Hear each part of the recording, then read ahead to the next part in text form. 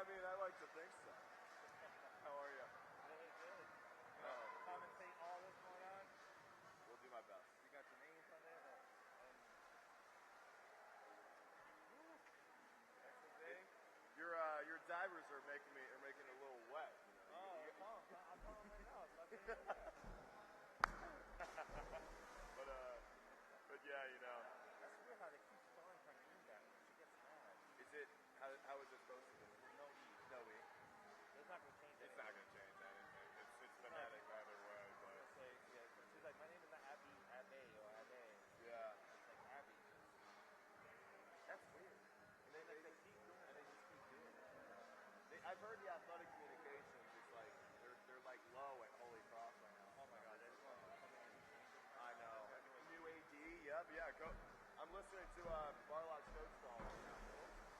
Coach Barlock's coach call. So. Barlock. Yeah. So, yeah, I'm just listening back to him. That's one of the things that he mentioned. So, yeah. Hey, but you're hanging around though. I have been, yeah. Yeah, you. So many 18 years. 19 years, right? Yeah. Unreal. I think it's 18. Next year's my 19th, right? I have so many years. It's just numbers. Hey, when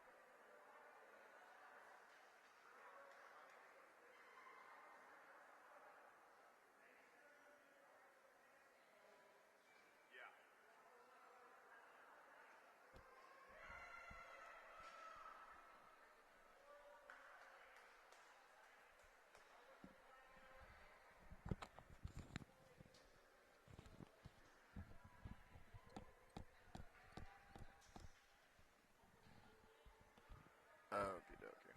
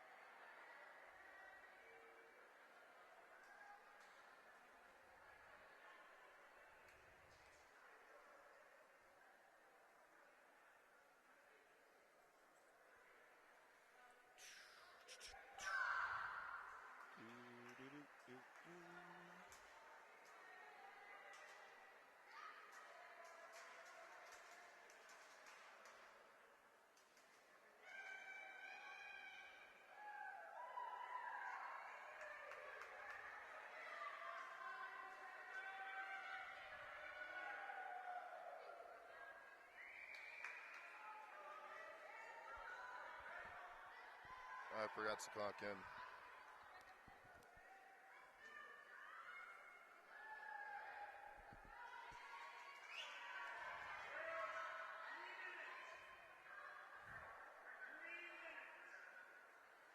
All waiting on me. All waiting on me.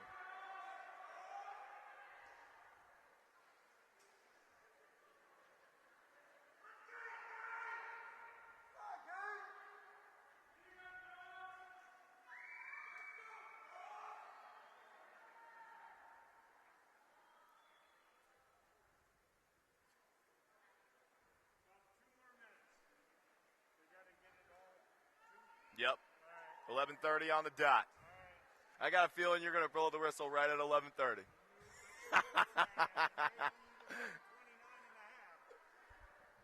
Maybe even 29:15.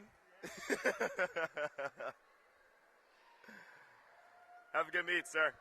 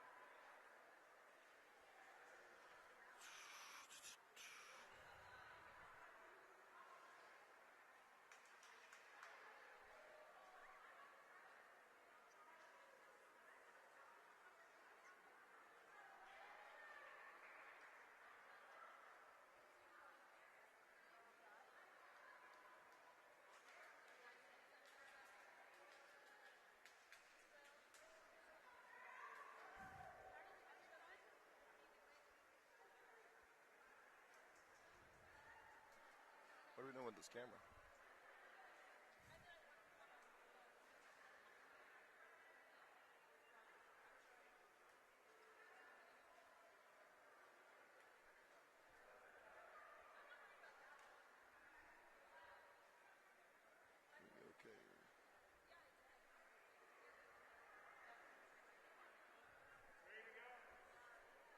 You're watching Patriot League Swimming and Diving on ESPN Plus. Today, it's one last dual meet before we take it into the conference championships. It's Holy Cross coming into town to face Colgate in Hamilton.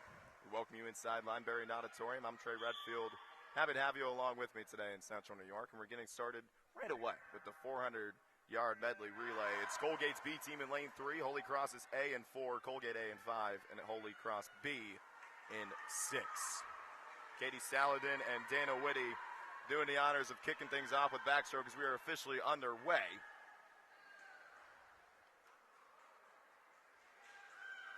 Beautiful underwater by Saladin there. Her best stroke is backstroke. Had herself a strong 200 back last time out against Providence. Last time Holy Cross was in action, the women got itself a victory. The men were the ones that fell to the Friars, and it's the first time in a while that Holy Cross has had itself a meet in short course yards. Last time against PC, it was a win in short course meters. Just something Coach Jeffrey Barlock talked about. Short course meters is how they train for the first 3 weeks. It's Saladin creating space on the backstroke against Whitty. Greta Waltzing dives in for breast for the Crusaders. A beautiful pull out off the dive. Creating space already with the counterpart, Brooke Garrettson. Waltzing creating space. 1-to-1 breast last time against BC. A beautiful pull out all the way to the gold lane line.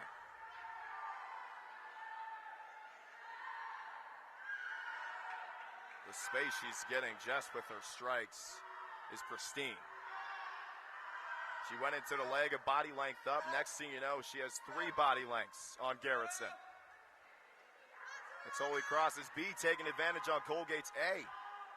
Juliana Bender creating some space on Whitty.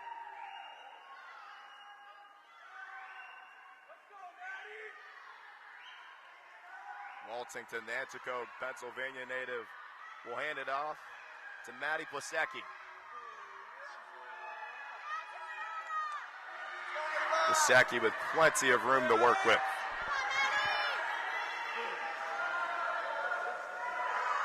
Kicking things off with 100 yards of butterfly. Lots of stamina goes into this stroke, that's for sure. Beautiful two-hand turn off the wall on the other side.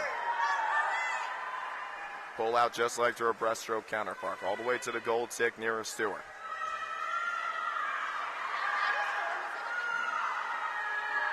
Women's side is 3-3 this season, 0-2 in the Patriot League. Looking to grab its first win in conference competition. You would say conference play, not the case with swim and dive. But on the men's side, it's a 1-5 record. A young group over there that Coach Jeffrey Barlock has, a Colgate alum, class of '88.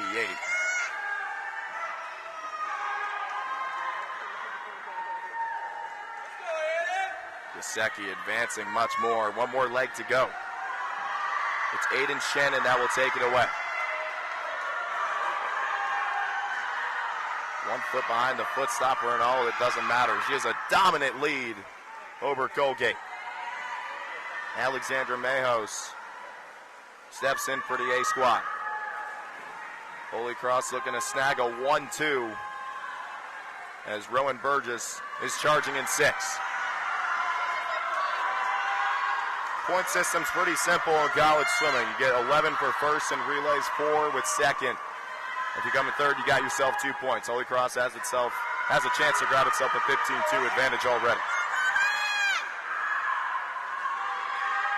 It's certain Shannon will take it home for the A, but it's coming down to 6 and 5. Burgess and Mayhos battling for second. Coming down to who wants it more. Lineberry's fired up already. We're not even one race in. Mayhos making space to the wall. She's second. So Holy Cross's A will take it. The time of 3:59.64, just getting a little bit under 4 minutes. But Colgate comes back. The strong leg of Mayhos gives the Raiders that second place spot, and right behind her was check that, Burgess.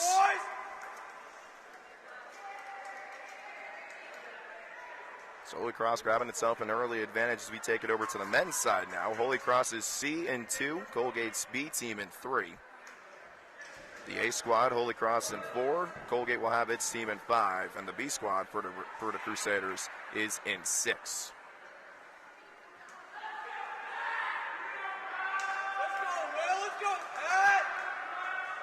Leading off for Holy Cross's A is Pat Walsh, a guy who has been dominant already as a freshman, 1-2 back last time out against BC.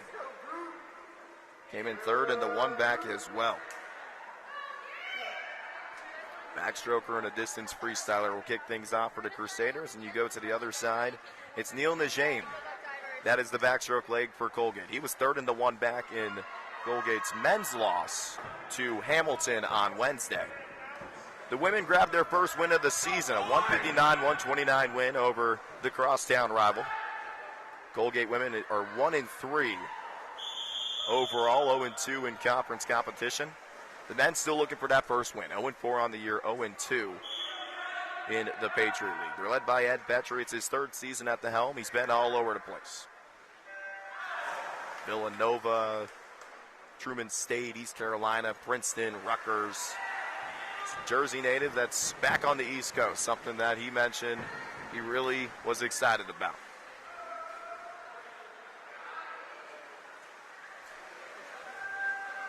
The underwater by Najim gives himself an early advantage, but coming back with pace is Walsh. Beautiful stroke from the freshman. And an even better turn. Let's go, Pat! Najim with the underwater. Strong dolphin kicks down low. But it's just Walsh who has the better stroke, taking it into the 75 with the lead.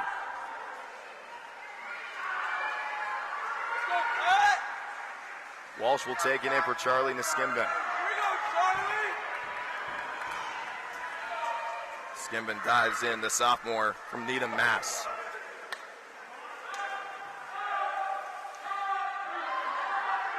Already creating some sort of advantage on Noah Ziegler. Ziegler, the captain, didn't even swim breaststroke last time out. He had himself the IM, but never even partook in a breaststroke event. Ziegler losing some ground, though. Coming up in 6 is John Niskimben. Both of them in the pool. John and Charlie are brothers. It's Charlie in 4 with a commanding lead, a body length and some. Once again, it's coming down to who's going to take second. You want to have that 1-2 punch. The women weren't able to get it just a few moments ago. The men looking to change things up a little bit. Final 25 of this breaststroke. Coming in for Holy Cross is Michael Brennan. Morgan Sessel will take over for the Raiders. Strong splash from Brennan.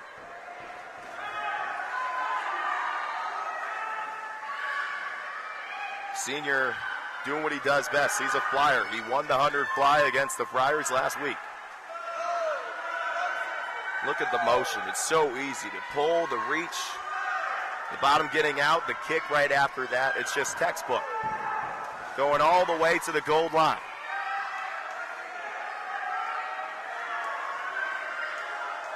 Morgan Cecil losing some ground. That's Rory Hess taking over. Hess is a dominant 2-fly swimmer for Coach Barlow. Took down Providence's best flyer last Saturday.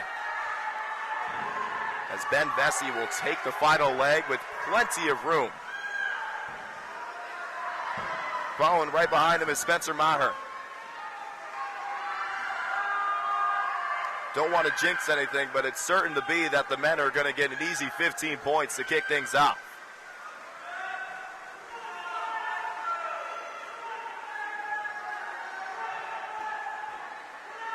Trying to push away from Segundo Reinhardt, the captain, one of the captains on this Colgate team.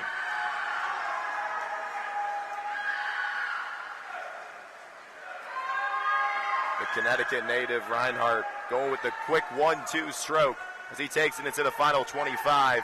It's an easy win for the Holy Cross A team. Bessie coming into the wall at a 3:33.56. But coming in second is Holy Cross's B, Spencer Maher, with a 3:38. Right behind him, Reinhardt just 2 seconds behind. 3:40.92 is the time for the Raiders A. As Colgate's B team, Jack Van Meter, charges in. So 15 points right off the bat for the Holy Cross men, giving itself an early advantage. So now we bring in the long ones. The 1,000-yard freestyle. Start off with the women's side. Nora Bergstrom in 3. Anna Turner is next to her, the Holy Cross Junior in 4. Katie Zenglob is right down the middle in lane 5. Fiona Walsh in 6. Alexis Burton in 7. This is Bergstrom's race. She won the 1,000 against Hamilton on Wednesday, looking to do the same against a conference foe here. She did that time at 11:01:33, so potentially a chance to break 11 here.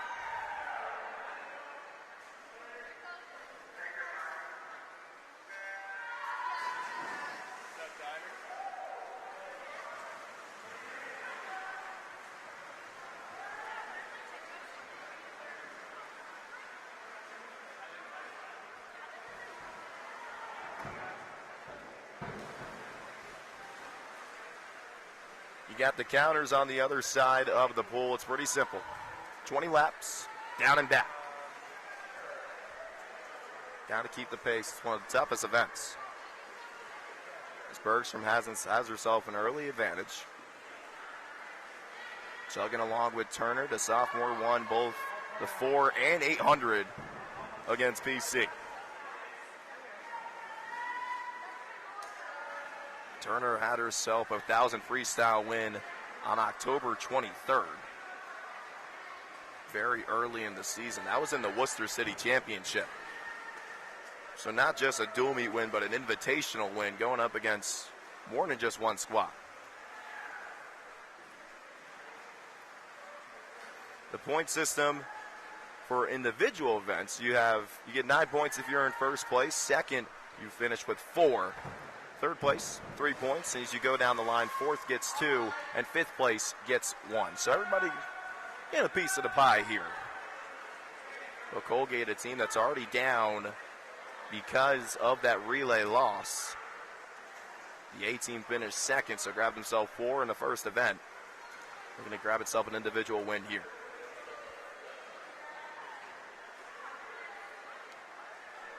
Both these teams faced Boston University earlier in the year. Both got crushed, to say the least. The Terriers got something brewing over there in B-Town. Both of these sides going over to the Boston Winter Open this time next week. February 4th and 5th will be when the Boston Winter Open takes place.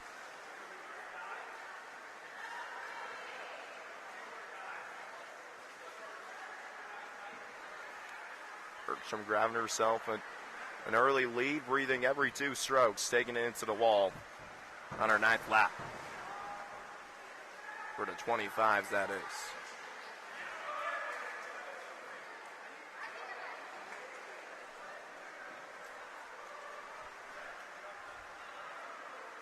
Behind Turner is her teammate Fiona Walsh.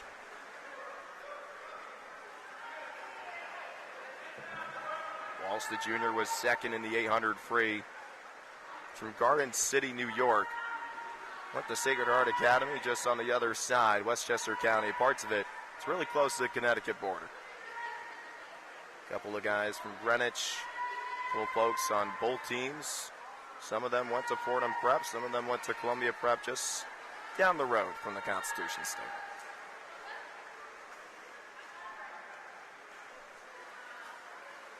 Bergstrom takes it into the wall with a 3:08.75 split.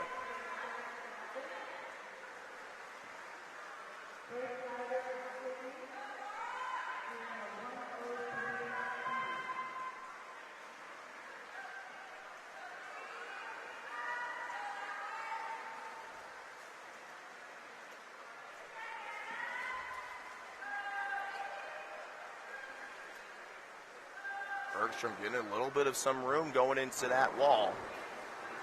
3:41.11 the split she's at. A couple seconds behind her is Turner.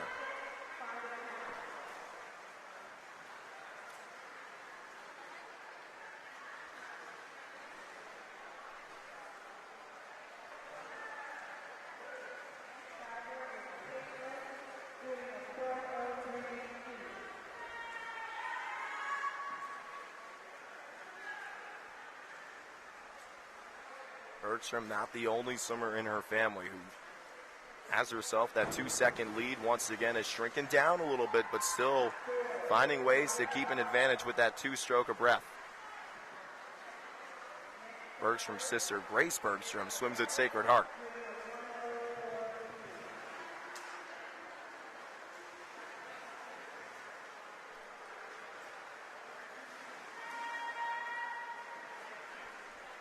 Bergstrom has a body length on Turner.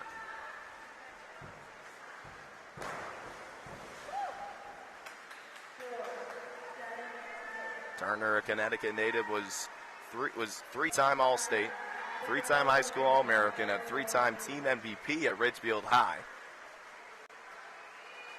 There's a lot of those types of accolades with these swimmers. You're swimming D1 in a Patriot League. You know, these two teams more so at the bottom of the ladder, but it's a strong conference. You have teams like Navy, who has dominated for years now. The midshipmen having 9 straight conference championships on the women's side. The last team not named Navy to get a conference championship. It's the one that resides right here in Hamilton, in Colgate.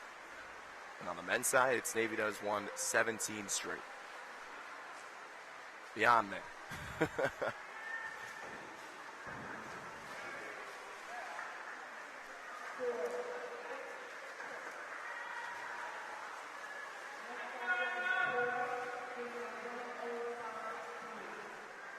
But the counter's on the other side. You'll see as the camera pans with Bergstrom coming in next to Turner. Count upwards.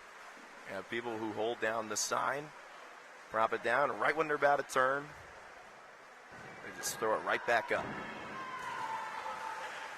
Don't want to be that person that messes up. When I swam in high school, it was, oh boy. It'd always be so stressful. As Bergstrom, is still holding that body length lead on Turner. Turner creating some space, though. It's back to that 2-second advantage that the freshman from Cheshire, Connecticut has.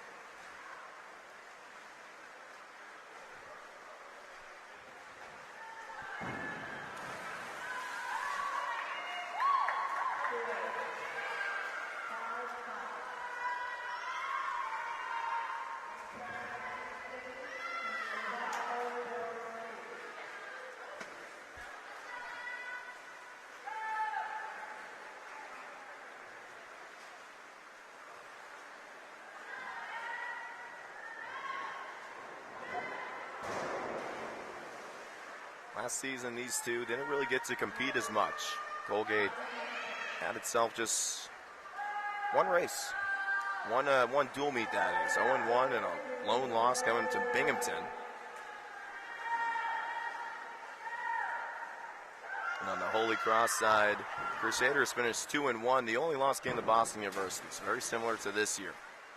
Like I mentioned previously, these two teams got crushed by the Terriers. Speaking of these two, they weren't even supposed to face off today. This was a meet that was scheduled for January 18th. An early meet around this time, back on the 18th, it got postponed because of some COVID issues, but mostly because of a snowstorm brewing in central New York. This area got about 18 inches. They closed down Colgate on MLK Day. There was just no way the meet was going to be able to be pulled off. And Holy Cross is experiencing an issue of its own now. Worcester, Mass is having itself a nor'easter at the moment. So the reason why Coach Barlock is staying in Albany tonight is because of that. They can't go back to campus until tomorrow morning at 7 a.m.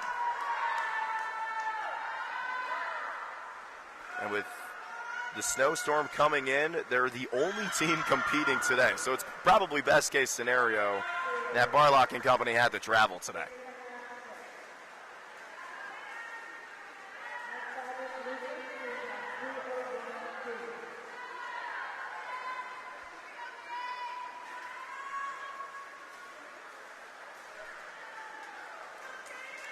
What's in the card for Bergstrom? She can pull it off again, like how she did against Hamilton on Wednesday. Trying to break that 11-minute mark. It's just a second off from doing that against the crosstown rival. Has herself a much larger lead than she's had throughout this race. She's had a body length and a 2-second advantage for most of it, but now it's expanded. We got 9:23 on the timer.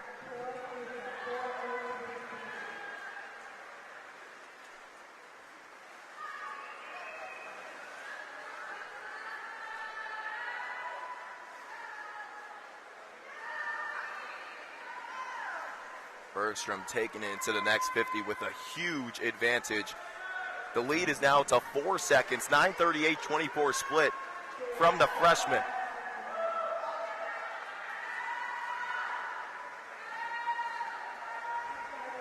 Distance is her cup of tea, to say the least. Bergstrom's got a career best in the 500 free, so in 5:02.28 at the West Virginia invite. She's going into the last 50. That bell ringing means you got one more lap to go. Bell is rung always for whoever's in front.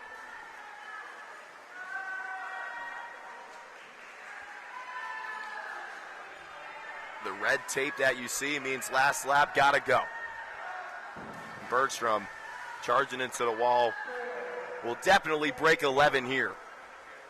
Making it look too easy on Anna Turner. Turner had herself a fight against Bergstrom, but it's the freshman that takes advantage again. Another 1,000 freestyle win for the Connecticut native, an improvement of 19 seconds. She finishes with a 10:42.36. Turner coming into the wall at second with 10:48.21.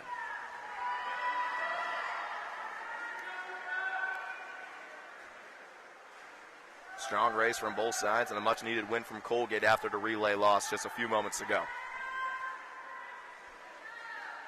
Katie Senglob is in 5.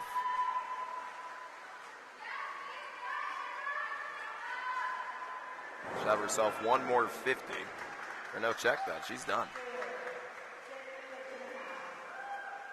So Senglob coming in. That's the next Raider that charges into the wall. 11:28.56 for her. 4 seconds before Senglob came in, that was Fiona Walsh. They got the third place touch. Alexis Burton coming in 5th with 11:43.42.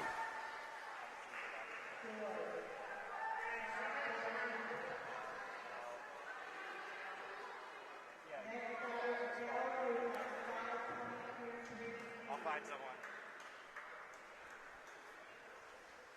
Bergstrom with a big win there, but now it's over to the men's side. Only 4 swimmers in this one. Peyton Ray in 3. Luca Moschetti in 4. Zach Duthie in 5. And Hunter Sullivan in 6. It's going in a pattern. Colgate, Holy Cross, Colgate, Holy Cross.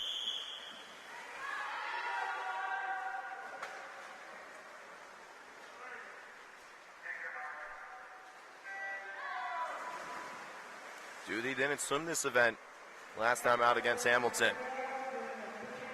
Swimming the 2 fly, 2 free relay, 2 breasts, and 100 fly. And this is something Coach Petrie chatted with me about. This is a team that's going to run through a brick wall for each and every single swimmer on this squad. Now, whenever something's needed, they're going to do it. Even if it's meaning you're going to swim a 200 fly and then said, hey, I'm actually going to swim the 200 free. Need you to swim the 200 free in just a few moments.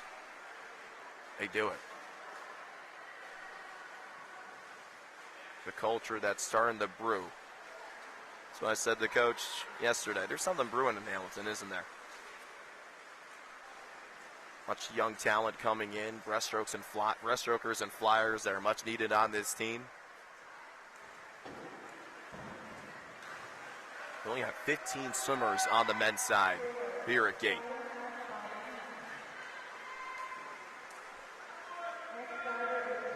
And more so into this race, though. Peyton Ray has the advantage right now. And just like Bergstrom, this is her cup of tea. Won the 1,000 on Wednesday. His time was a 10:05.03, so looking to get under 10 this time around, potentially.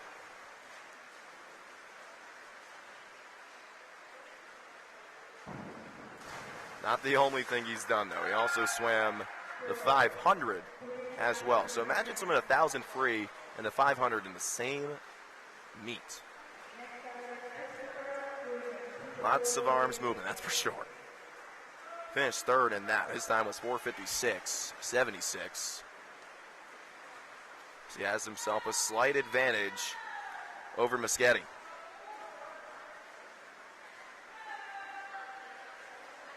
Moschetti, the Martinsville, New Jersey native. Third place in the 1,000 short course meter freestyle.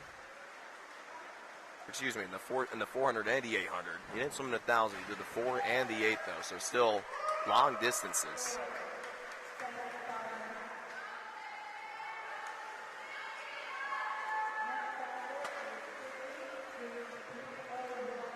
It's Ray Moschetti 1-2, but Hunter Sullivan in lane 6.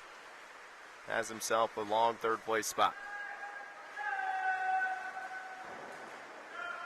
Sullivan was right behind Muschietti in the 400, in the 800, excuse me. Finished fourth in the 8th free and finished in 5th in the 400 free.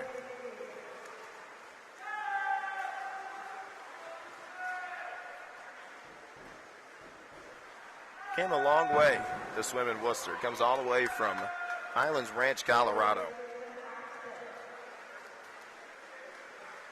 One of 25 members on this team in the Patriot League honor roll. Two schools that are emphasized by their academics.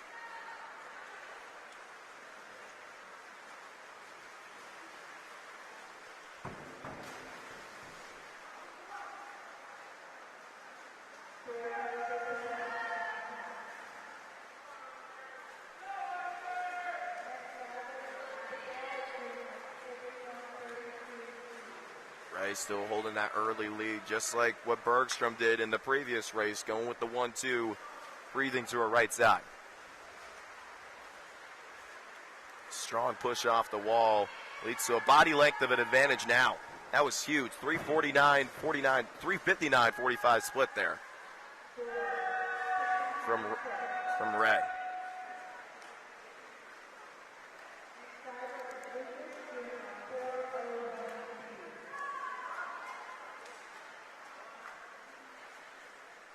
He's also a backstroker on this team. He finished 4th in the 100 back. Going well under a minute. 56-57 his time against Hamilton.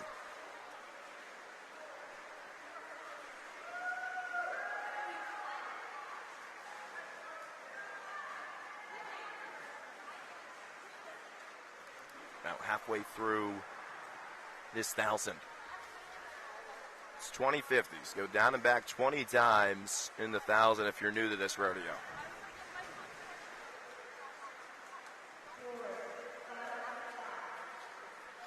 Ray just dominating now. That lead has gone up to a couple of body lengths in just this recent 100.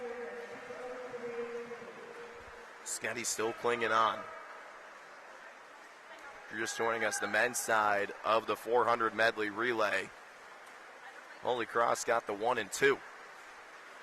And if you're familiar with the point system in college swimming and diving, you finish in first with the relays. You have yourself 11 points. Second, you have 4. So Holy Cross is already up 13 points because of that relay sweep.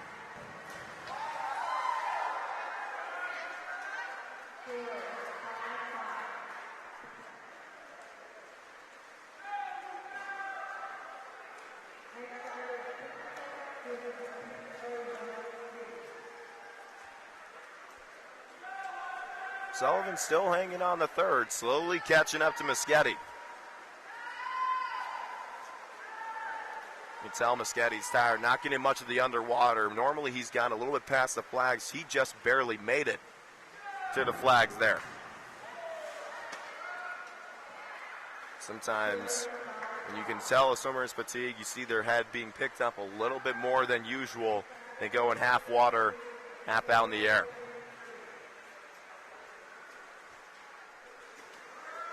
Both Ray and Muschietti going 1-2 before taking a breath.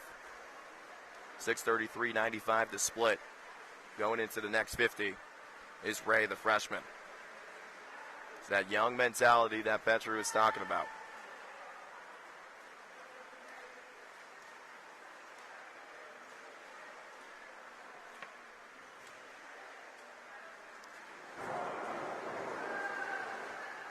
Ray's about a lap Zach Duthie.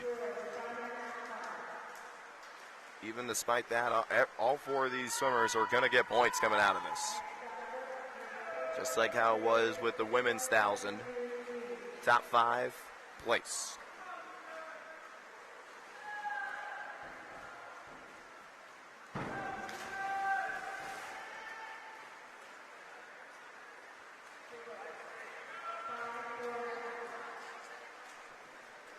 That lead from Ray has expanded exponentially.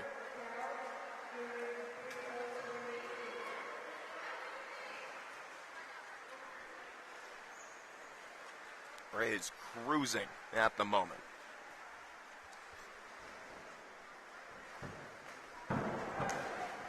Distance just comes easy for the Virginia native. Personal best in the mile at the West Virginia Invite, 16:26.54.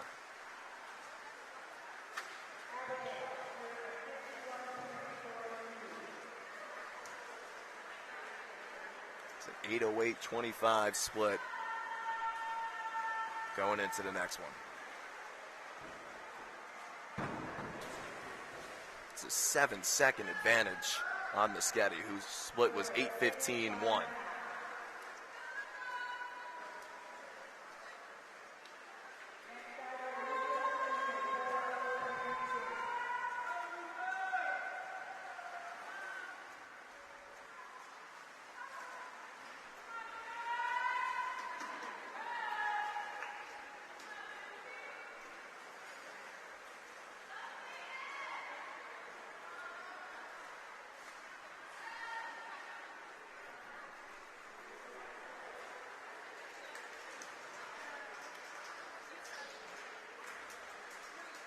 Ray just a part of that 90% of the freshman and sophomore group that Ed Petrie has right now.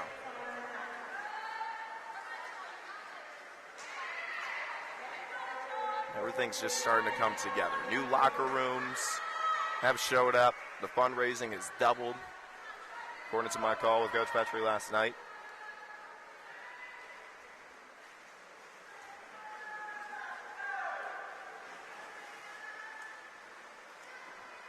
Say something's brewing in the air as the bell rings for Ray.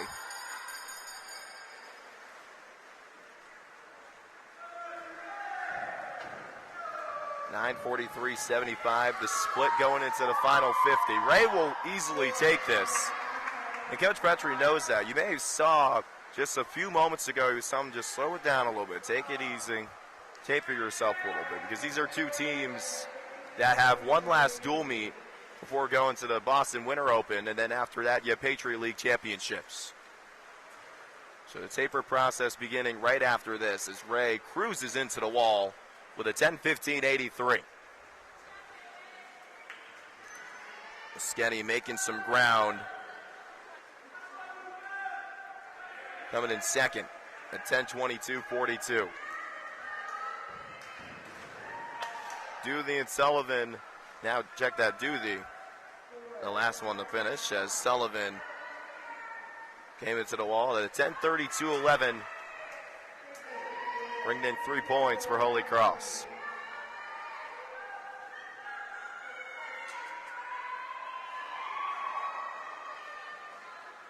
Duthie charging in, finding the flags, and finishing with a 10:57.64. So back-to-back wins for Colgate. In the 1,000, it was Peyton Ray that took it in for the men's side, and on the women's side, it was Nora Bergstrom doing it again. So both of them with back-to-back 1,000 free wins. What's better than 1,000 free win in a week? About 2. 200 free next up. Emily Mazzacano in 2, Nora Bergstrom in 3, Aiden Shannon in 4, Dana Whitty in 5, Rowan Burgess in 6, and May Kazi in 7. Much quicker race this time around. Props to Bergstrom. Just swam in the 1K, now doing it again in the 200. Let's find out if she can get a victory here. She didn't swim in the 2 free on Wednesday against Hamilton. It's a team that got 2 days of rest. Coach Petrie just applying the mental check for this team.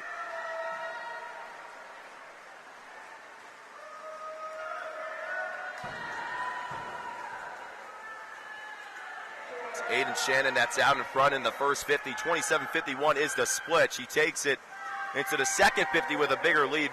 Big push off the wall to create a half body length of space.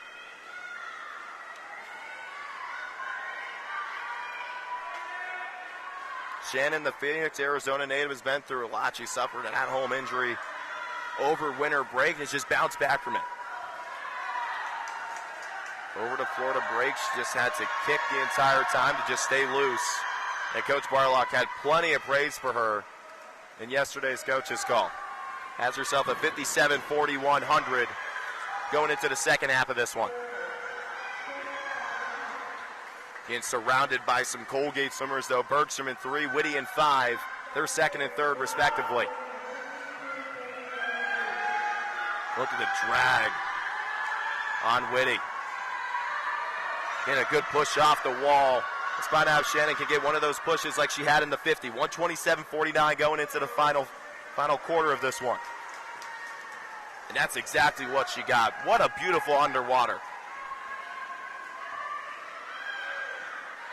Shannon, the 5'9" sophomore, having the lead in the final 25. Let's see what Colgate can brew here right before they get to the wall. It's Bergstrom and Whitty almost simultaneous with one another. Bergstrom will come in second, but it's Shannon that gets the 200 free win at a time of 157.11.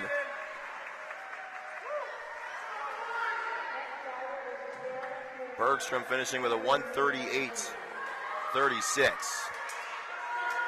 And in 5, it was Whitty who comes in third, just under 2 minutes, 159.29 the time there. The men up next, Cole Seeger in 2 for Holy Cross. Over in 3, it's Cooper Lude, Ben Vesey in 4, Justin Song in 5, Spencer Maher in 6, Emmett Santry in 7.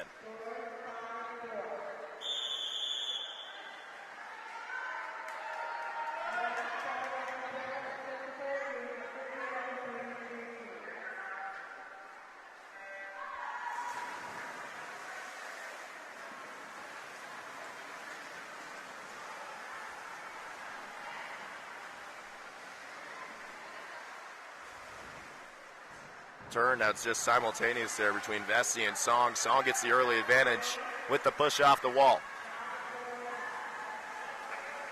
But the stroke from Vesey's putting him in front in his first 50. 25-34 to split in 4. But Song has the advantage, just 0.02 of a second in front. I meant it when I said simultaneously. Song with a quick turn to give himself some space. Senior was second in the 2 free. He won the 100 free with a time of 50.01. He comes in with a split in the first 100 out of 52.44, having an advantage by about 0.4 of a second. Creating space, reaching with that right arm. Look how high he's getting it. Turns the legs to the side. Try and push off the wall quicker, does just that. Has himself almost a body length of a lead on Vesey. But the stroke from Vesey is the reason why he's staying in this one. 119.6 to split for Song. He's the leader still. Vesey didn't swim in the 2 free against Providence. We'll find out if he can get something in this last 25. Song charging to the wall, already halfway through this final 25. Justin Song, the senior, will take this with ease. 146.88 the time.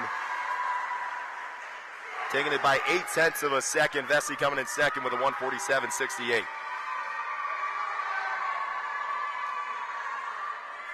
Emmett Santry with a big third place all the way in 7. His time was 147.95.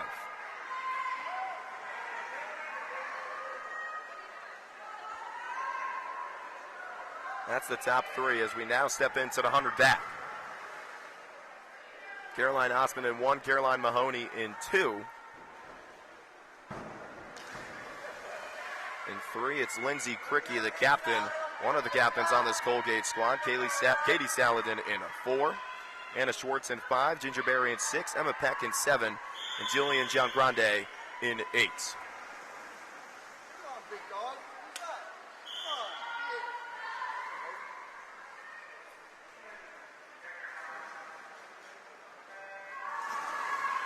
Coach Barlock had plenty of praise for also Saladin, who was second in the medley relay in the 1 back against PC, but she won the 2 back. And that 200 back that Barlock and I were talking about, he said that was the best race she's ever had in a dual meet. looking to have the same success here in an event that's split in half to the two back and in yards. Holy Cross swimming in short course yards for the first time in a little bit, to say the least. Last time they were swimming short course was at their own pool, the Hart Center pool, where they lost to Boston University, both the men and women.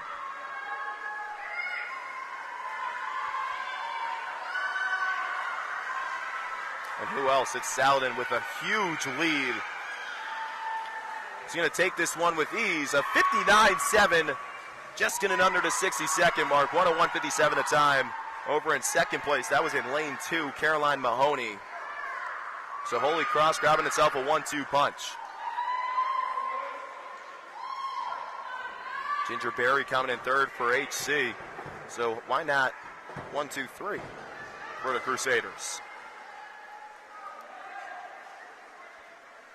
The men coming up next, this one not as packed. We start in lane 3 with Neil Najame, Pat Walsh in 4, Peyton Ray in 5, Michael Brennan in 6, and Luke Renault in 7. Renault, excuse me.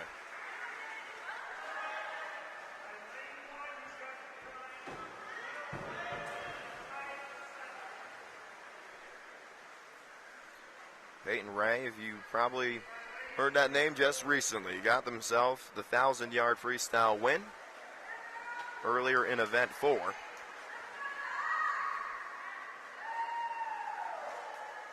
Looking to do the same here in the 100 back. He was 4th against Hamilton in the 156-23 loss on Wednesday. It's Pat Walsh in 4. He finished 3rd in the 1 back against PC, but he won the 2 back, just like how Katie Saladin did last week against the Friars. High arcing starts gives Najame an early lead. Let's find out if he can keep it up with the strokes as we take it into the second 25. Beautiful underwater by Ray. He got up around the halfway point of this pool, clinging to an early advantage, but it's a stroke of Walsh that may give him the early lead. It's Ray who has a 0.15 of a second advantage. 26-7 is the leading split. But the stroke from Walsh is keeping him alive and could give him the 9 points that Holy Cross needs. Coming into the last 25, it's Walsh and Ray, simultaneous in strokes, but it's Walsh who has himself a half body length. Bouncing into the wall, it's a 54-47 victory for the freshman Pat Walsh. Peyton Ray coming in second, 55-23, the time across his name. Najame grabbing the 3rd place spot. He'll get 3 points for his Raider team, finishing 56-06. So we go from the 100 back to the 100 breast. Slanya Malenik in 1, Emily Yu in 2, Brooke Garrettson 3, Greta Waltzing in 4, Erin Mays in 5, Juliana Bender in 6, and Maggie DeLillo in 7.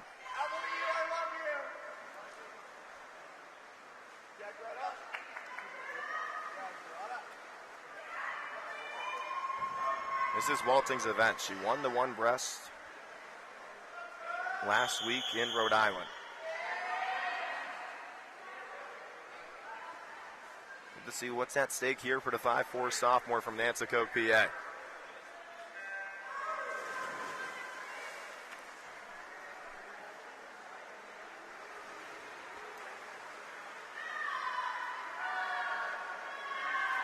Walton getting out with an early lead. Look at the strike she's bringing with the hands. And an even better pullout that gets her past the gold tick. There's so much power being pushed forward by Walting. She has a crushing lead, 31-71, the 50 split. There's nothing but daylight in front of her. 1, 2, 3, Holy Cross has.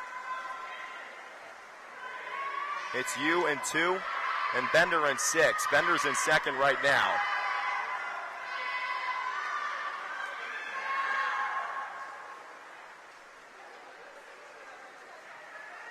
Walting's going to take this one with ease.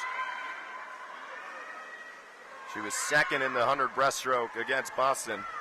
67:32 was the time against the Terriers. She finishes here with a 106.13. Greta Walton keeping it going in short course yards. Gets the victory here at Lineberry in the one breast. As it was Juliana Bender in 6 who came in second, 109.77 her time. And coming in third was Emily Yu. She finished with a 110.89.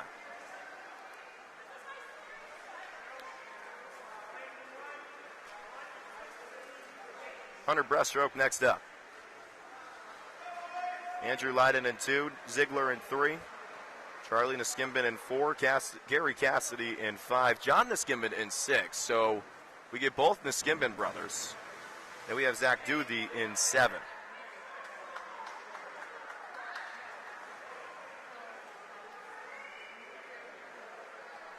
Charlie's the sophomore, Jack is the senior. Charlie coming in with a promising high school career. He was spent 4 years at Catholic Memorial. Two-time captain, two-time MVP. The Catholic Conference Championship all 4 years. Not just that, but he was the 2020 winner of the Boston Globe and Herald Athlete Award. High praise with some friends in Beantown, that's for sure.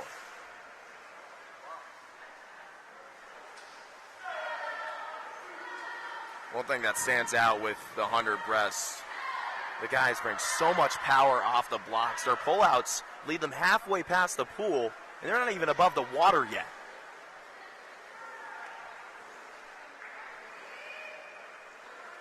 Let's talk about this.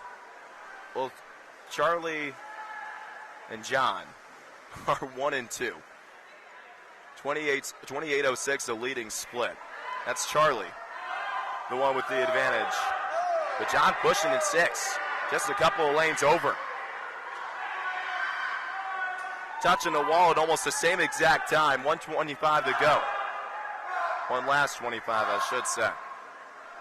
Holy Cross just dominating the 100 breasts today. Crusaders got 1, 2, 3 on the women's side, and they're going to get 1, 2 here from the brotherly duo. Charlie Niskimbin takes it, 59.83 his time. Just a little over to his right was John, finishing at 1:94.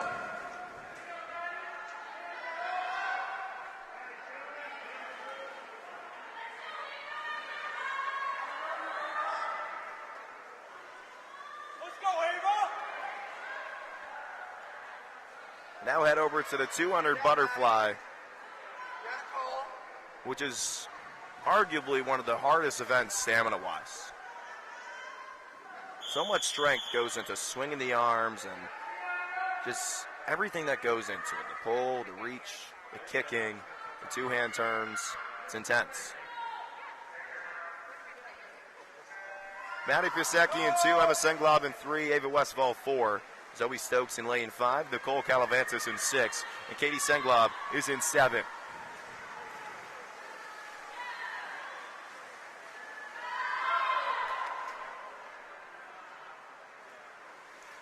It's Colgate that has an early lead.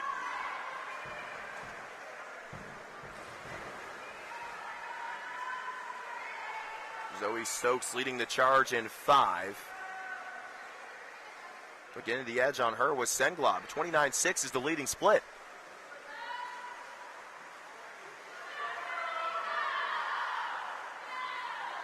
Just so much goes into this. You can sprint with the 100 fly, but the last thing you want to do is sprint with a 2 fly. There'll probably be a break after the...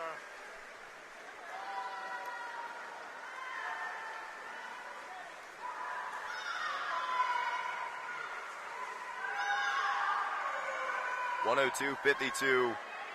The leading split with Stokes now taking the lead. It was Senglob that was in front for the first 50, but things have changed.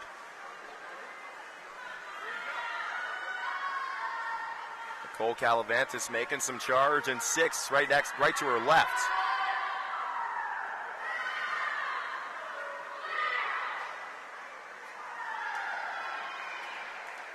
Stokes was third in the 2 fly, and Coach Petrie was huge, was very high on Stokes. He was taking the 2 fly with the lead in the last 50. Trying to hold off her teammate, Sengla. Coach Petrie was talking about how much of a dog mentality she has. Whatever he wants her to do, she's going to do it. That's a big reason why Coach Petrie has said that this is the nicest group that he has ever coached. Senglob charging in 3. Look at the reach she's getting. Big reason why she's going to take this one. A dominant finish from Senglob gives her a 2:09.75, 2:11.61 coming from Stokes. You can just tell who was going to take it with how far each of them were reaching. Stokes didn't have much of their reach with her pole, but as the race kept going, Senglob got stronger.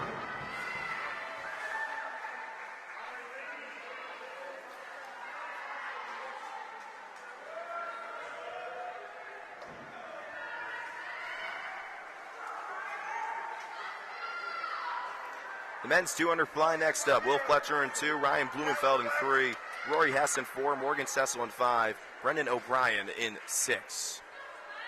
Let's go, B.O.B. This is definitely a matchup to watch here. Blumenfeld going up against Rory Hess, excuse me. Hess 1-2 fly against Providence. Blumenfeld 1-2 fly against Hamilton. Both of those being the last meets for these two teams. Hess in 4, Blumenfeld in 3.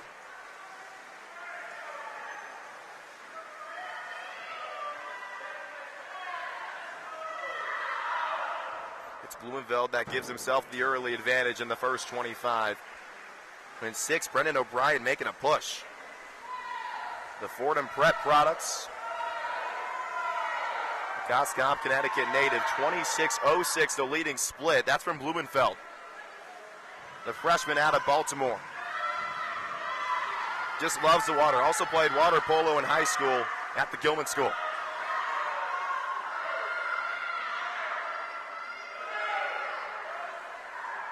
And it's Blumenfeld that comes up after Hess.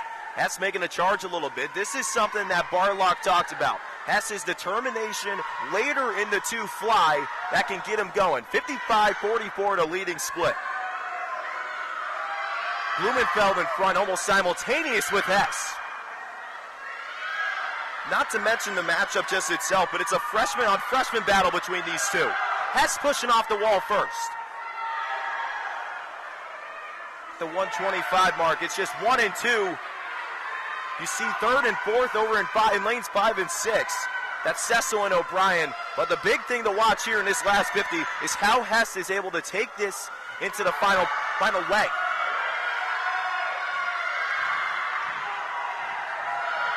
Blumenfeld breathing on almost every stroke. Hess is just dominating. He's breathing every other, taking it into the final 25 with a body length advantage. Rory Hess, just a big 2 fly guy, making it look too easy. Another victory in the 200 for the freshman. 155.46, 157.9 is the second place time coming from Blumenfeld. That's huge.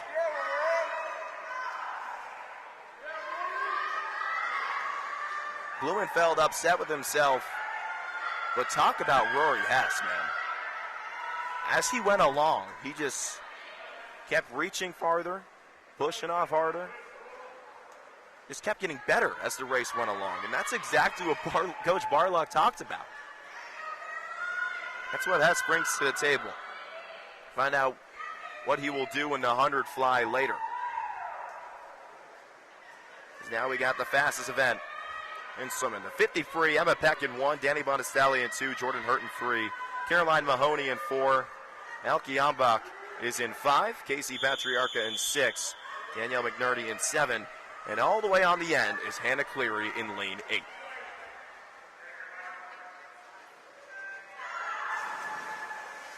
This event is simple. It's all about the start and the turn. Those are the two biggest points in the 50 free. Caroline Mahoney has herself an early charge. She was one of the first ones off the block, so it makes sense.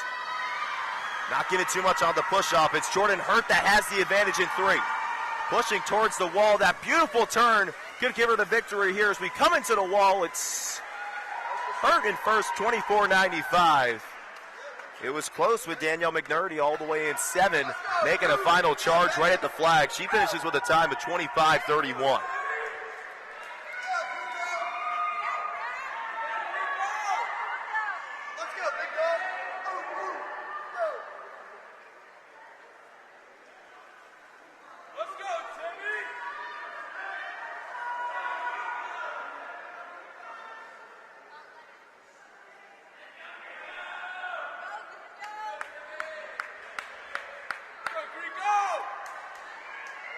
Now it's the men's 50 free.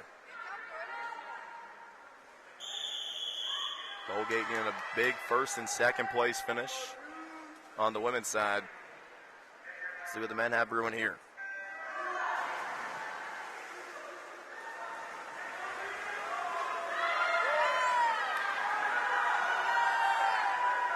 Quickly springing out of the water.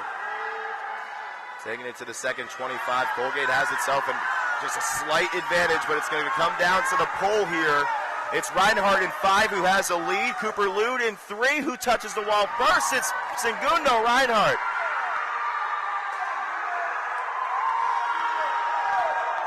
And it's not just him, it's Lude as well, tying for first.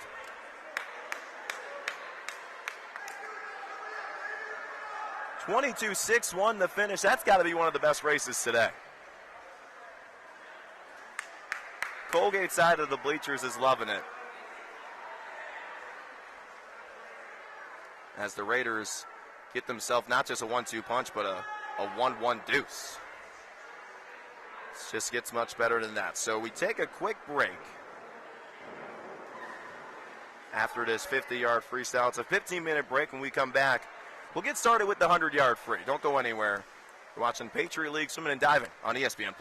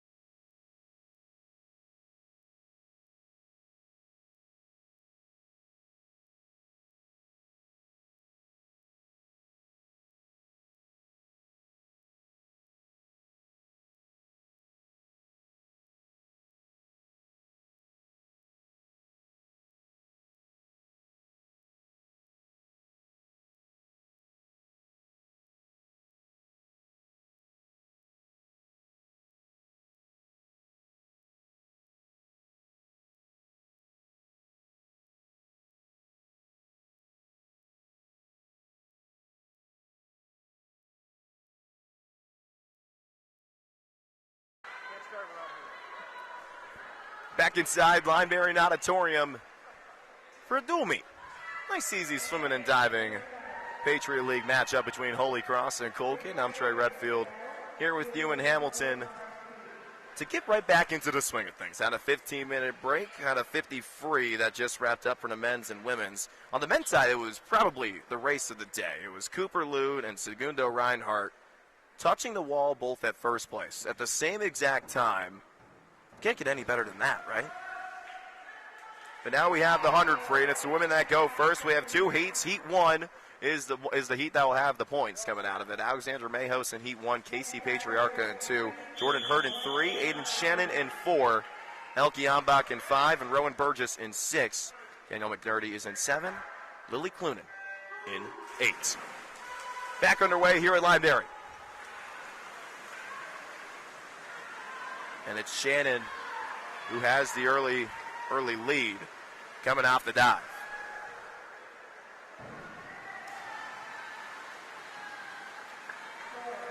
Shannon, the Phoenix native,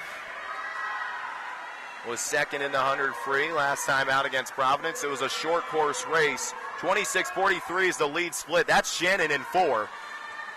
Jordan Hurts the 1 in 3. Push it on Shannon.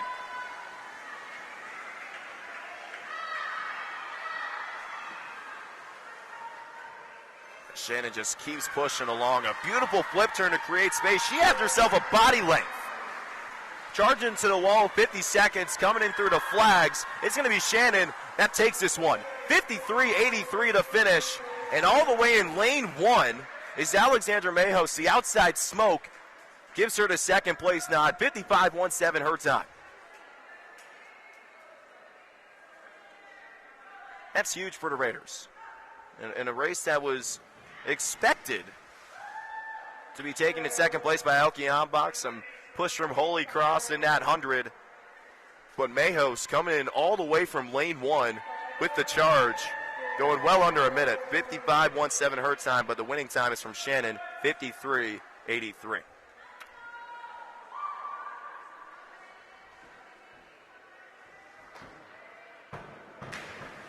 Heat 2 will feature Lanya Malenik in 3, Catherine Hand in 5. I think the freshman was in 100 breasts a few events ago.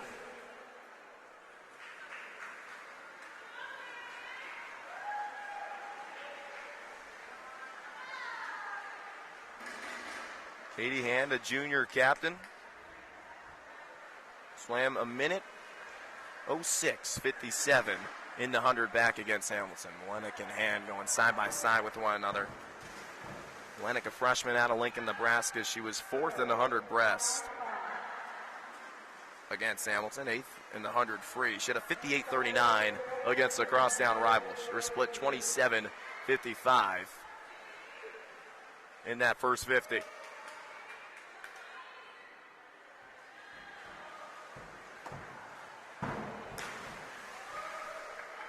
Big win in the previous heat. As Malenik will come into the wall, improving on that time against Hamilton, going a second faster than she did. She finishes with a 57:21, 57:56 coming from Hand. Next up, the men's 100 free. Jack Van Meter in 1, Spencer Mayer. Got myself slipping there. He's in 2. Cooper Lude in 3. Ben Vesey in 4. Justin Song in 5. Matthew Greco in 6. And Segundo Reinhardt in 7. Reinhardt born in Buenos Aires, Argentina. Came to the United States, resides in Coscob, Connecticut. He was one of the swimmers that tied in that 50 free, that amazing 50-yard freestyle with Cooper Lude in the 50 before the break that we had, that 15-minute intermission.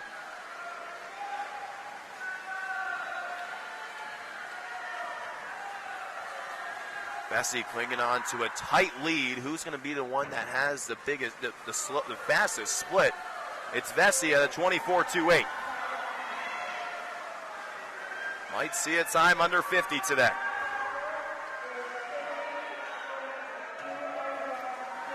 Vesey, one of the last people to pop up, but he's Falling a little bit behind. It's Justin Song in 5 making a charge. Lude with him as well. We go to the wall. It's Song that finishes in first, 49.71. 0.05 of a second behind was Lude at 49.76.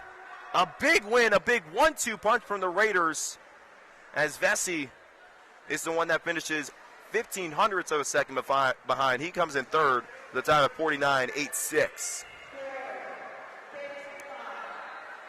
Talk about determination from Petrie's boys right there. And 5 and 3, that was huge. Vesey was in front for most of that race, but just in one blink of an eye in that last 25, it was Lude and Song ganging up on Vesey to come in with the finish. 200 back is next. Danny Bonestali in 2, Brooke Garrison in 3, Katie Saladin in 4, Anna Schwartz in 5, Ginger Berry in 6, Maggie DeLillo in 7. This is Saladin's race. 200 back, the short course meter back that she had against Providence. She won that race. And we mentioned it at the top, around the top of the broadcast, that my conversation with Coach Barlock, this was the best race that Saladin had swam in a dual meet ever. Looking to emulate that against a Patriot League foe. Going into the wall with a split of 30.87.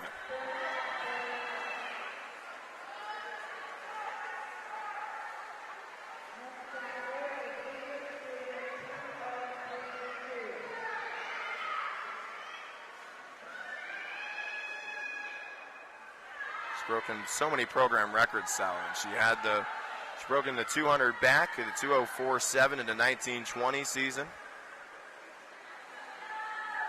That was a record she already broke in 2018-19 as well. The senior had 4 program records that season, both in the 1 and 2 back, and she was a part of both 2 and 400 medley relay teams that had records as well.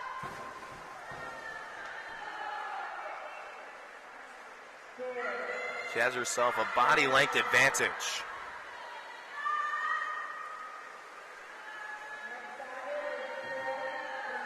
Second is Ginger Berry, trying to fight off Anna Schwartz for a 1-point advantage.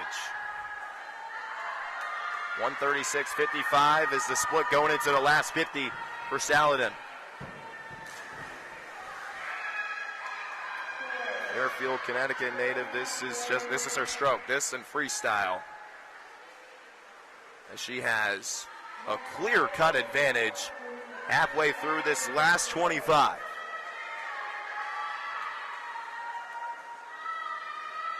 Won't be that 204.7 that we talked about a little bit earlier, but hey, 9 points is 9 points, and that's what Saladin gets with a 210.34. It's Ginger Berry who comes in second, so not just 9 points for the Crusaders coming in, but 13 as well. Berry finishing with a 212.41. Highest Raider finisher in that one was Brooke Garrison, 213.05.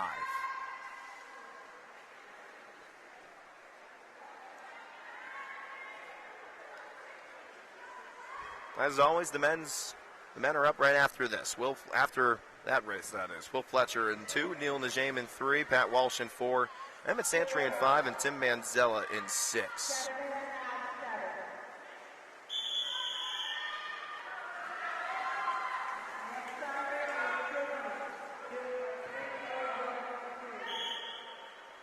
Walsh, just like Saladin, won the 200 back against the Friars.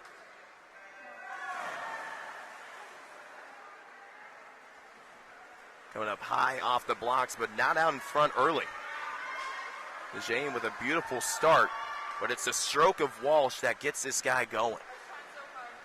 The reach that he gets, rolling the shoulders, those shoulders almost come all the way out of the water. You see just the long arms that he brings. A freshman talent that Coach Barlock is a huge fan of. A freshman class that's just so gritty. They all came down to the facility at the Hart Center pool even before they were even allowed to practice during freshman orientation. It's a group led by Brendan O'Brien. This is a freshman group, just like Coach Petrie's on the other side. that is hungry to get into the top half of the Patriot League, a conference that is dominated by Navy, which is exactly where the Patriot League championships will be in a couple of weeks. Walsh with a 57-1-5 split and a body length and a half lead on the Jane.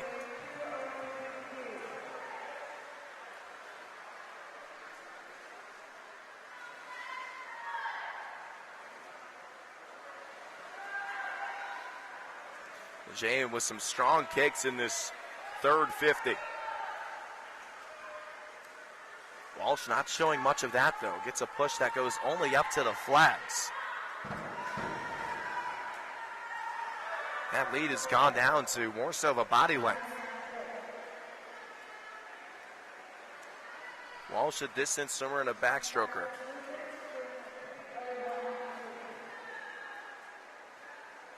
And for back-to-back wins, this time in yards. As the last time Holy Cross was in action, it was in a short course meter pool. Walsh will take this one with ease, just right at 2 minutes. 2:00:26 is his time. 2:03:16 is the second place time from Neil Najim. Charging into lane 5 is Emmett Santry. His time is 2:08:68. Good enough for third place. As Fletcher was the one that came in fourth. Only 4 swimmers in that one, but hey, you still get 2 points out of it. So Coach Barlock and company will take that any day of the week. 2:10:88 is the time for Fletcher.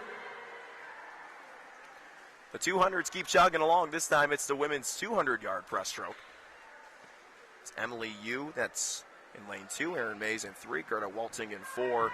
Alexis Burton in 5. And Juliana Bender in 6.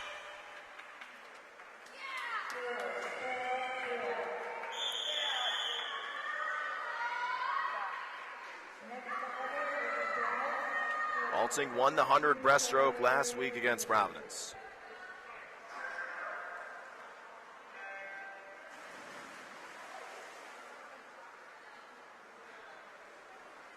She broke the program record in the 2020-21 season.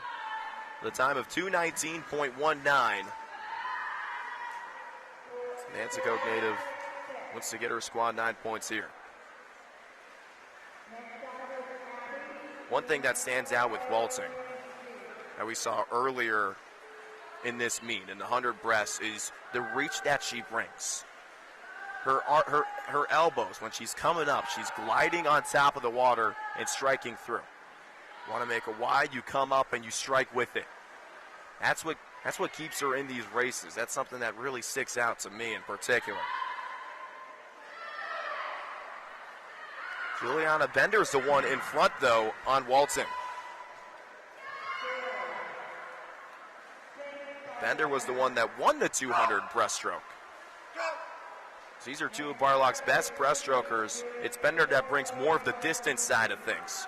Her time was a 2:46.23 against the Friars.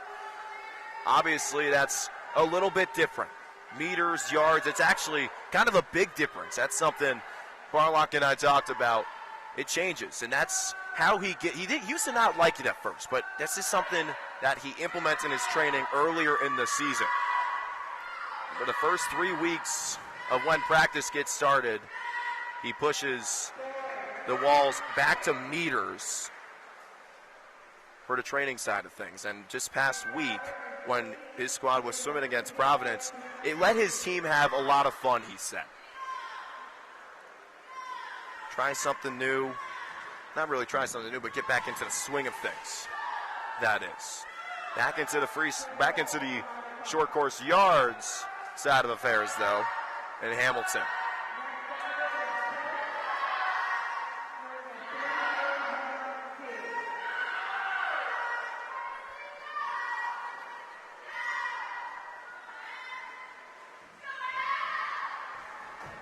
Throughout all that, Walting has gotten the advantage. The pole is just huge. Pushing through the water. She's going to come in first with a time of 2:27.48.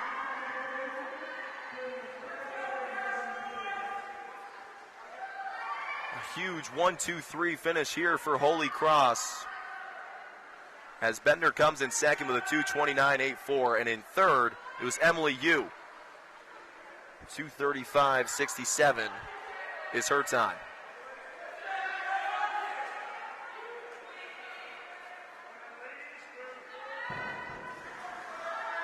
And over on the men's side, it's the 200 breast with Andrew Leiden in 2, Noah Ziegler in 3, Charlie Niskimbin in 4, Kerry Cassidy in 5, and Jack Niskimbin in 6.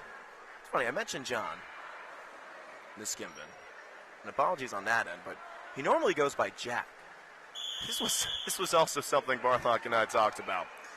He is that Jack always complains. So we had to stay silent on the start, but as Jack complains to his coach saying, "Hey, you know, it says John on the website. I go by Jack." That is a nickname. It is a nickname, Jack for John, but it's something that's not changed on Holy Cross's website if you want to go take a look at it yourself. It's pretty neat. And apologies on my end for saying John in that 100 breast.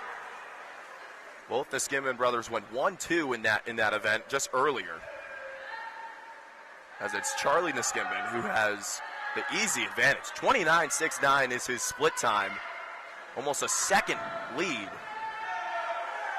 on top of none other than his brother Jack, excuse me. I did it again. See? It gets to you. When you see it on the heat sheet, you see it on the website. It sticks with you.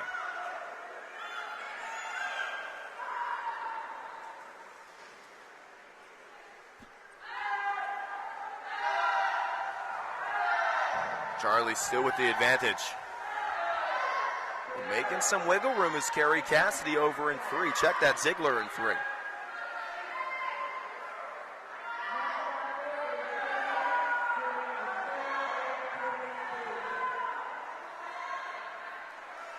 Charlie still out in front on John. Look at Ziegler making a push. How high he's getting up, how hard he's pushing through with that strike.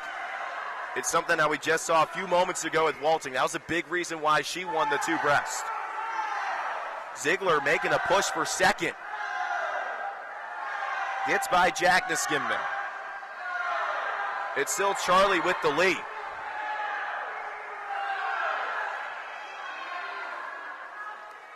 Charlie won this event last week. Did that in Rhode Island, and will do the same here in New York. 2:12.26 the time for Charlie Niskimbin as Ziegler comes in second. A big push there by the senior captain. 2:15.88 is Ziegler's time. And coming in third is Jack Niskimbin, 2:16.97. Good stuff there from Ziegler to prevent another 1-2 punch from the Niskimbin brothers like what we saw in the 100 breast.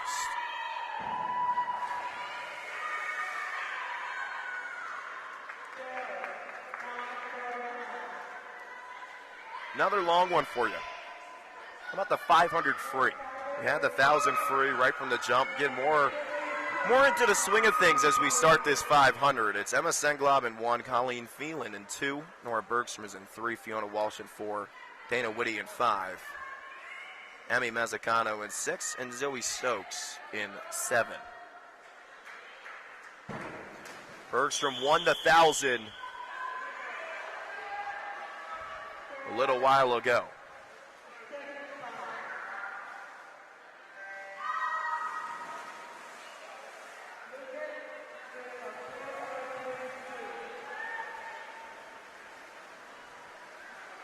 Just gotta do the math. It's just like the 1,000 free. You go down and back 20 times.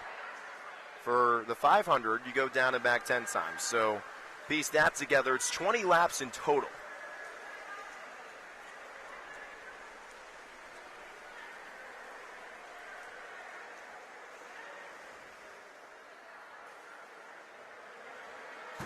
Senglob also is making a push in that 1,000 free with Bergstrom. She was second in the 1,000 on Wednesday against Hamilton. Did the same here. against Holy Cross. The Victor native was the only person that she was trailing was Nora Bergstrom. That'd be huge. How about not just getting back-to-back 1,000-yard freestyle victories, but maybe getting a 500 victory in there as well. She didn't swim the 500 on Wednesday.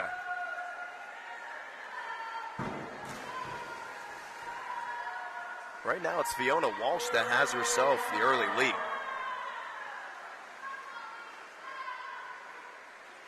Walsh won the 500 against Boston U. And a dominant time, too, 4:44.3.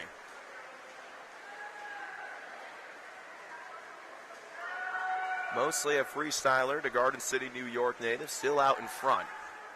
Has herself about a body length of an advantage on her teammate Colleen Phelan.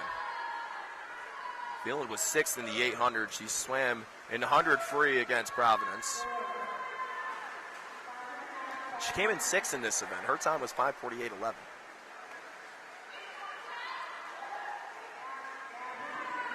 Comes out of Newton Square, Pennsylvania. She's did 5 years of swimming in high school. In the high school swim team, that is. She was a captain in the 2019-2020 season.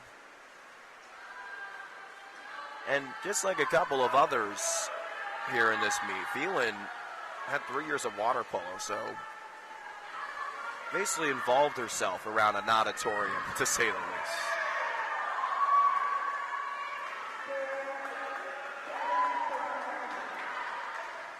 Phelan pushing for second. Next is Senglob and Bergstrom. Check that. It's actually Mazzacano in second.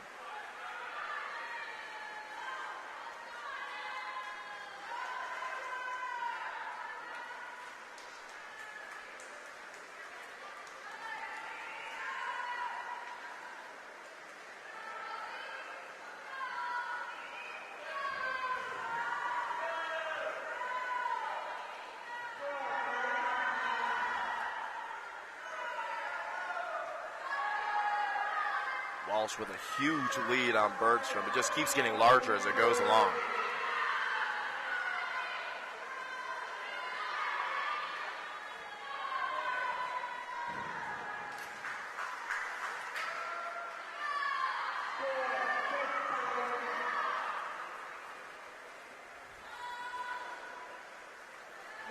Both Walsh and Bergstrom going with that 1-2 stroke mode, 1-2, then breathe and stroke motion.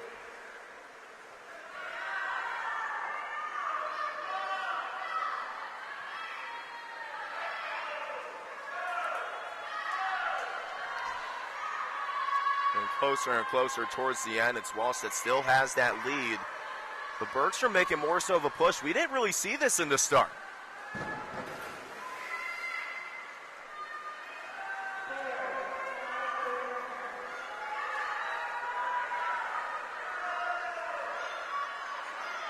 Walsh coming up a little early on that one, just right before the flags.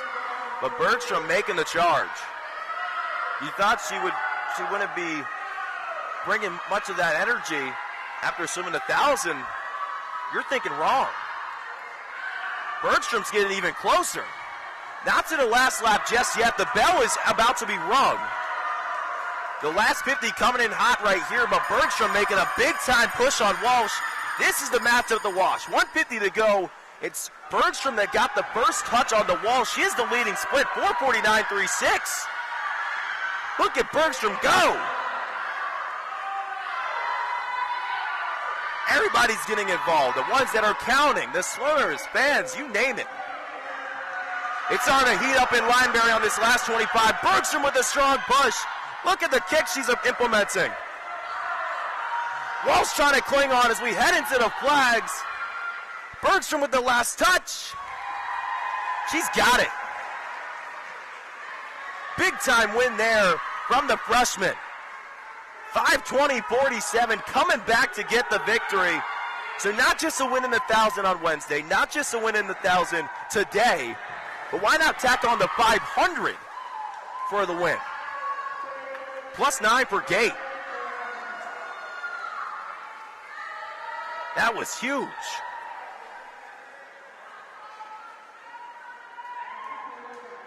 She won the 500 free with a 5:11.38 at the West Virginia Invitational a couple months back. Wins it here with a 5:20.47. That was huge. That's how you keep some stamina. Men's 500 is next.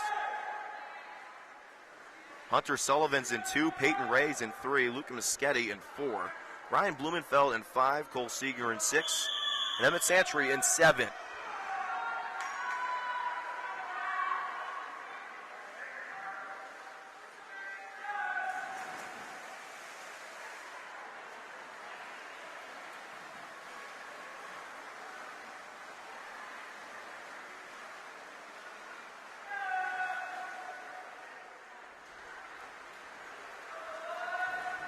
The 500, it's kind of like the 800 a little bit in track and field. How are you going to use your energy? You're going to have yourself a pace that you can maintain, like a 26.85. Obviously, that will go down just a little bit, but how do you respond as you go along with the 500? That's the big question.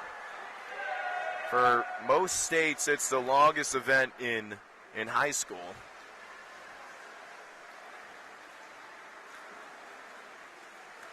Interesting to see what these guys do, how they maintain the energy going forward, as we're already 100 in. The leading split 55.99 coming from Blumenfeld. He was second in the 500 against Hamilton. 4:53.86 was his time.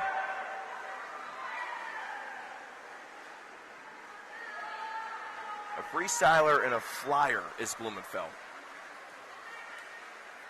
The amount of strength, the amount of stamina, the amount of energy, the amount, just everything that goes into that. Being a freestyler and a flyer is huge. You don't want to make clear assumptions or go out on a limb or anything. But I want to make a guess and just say Blumenfeld's got to be one of the strongest swimmers on this team. Just doing both of those strokes just brings a lot to the table. He's one of those freshmen that partake for about 90% of the team. Freshmen and sophomores mostly on Coach Ed Petrie's squad. He's trying to tell Blumenfeld that says, hey, you're a little behind. Pick yourself up a little bit. Take it from here. Almost halfway through this 500.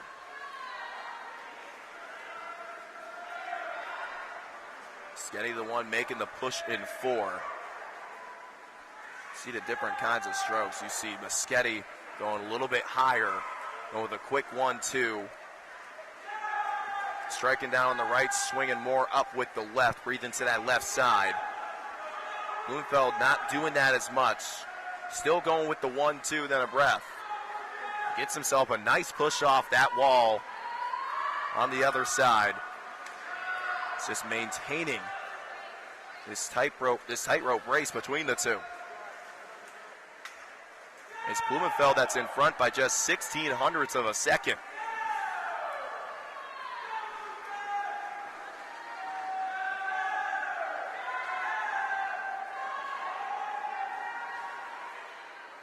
Moschetti was under 5 minutes in the 500 against Providence. 4:59.77 was the time. And I know that sounds a lot different from Blumenfeld, but you got to remember, that was short course meters.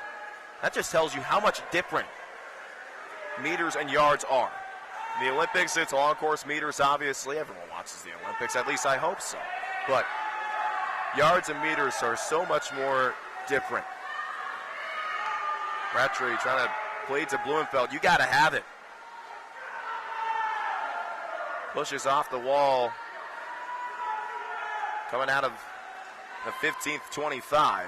With a huge lead now. That lead's expanding. It goes back to that strength. Blumenfeld, a great push off the wall, getting past the flags, has himself almost more than a body length.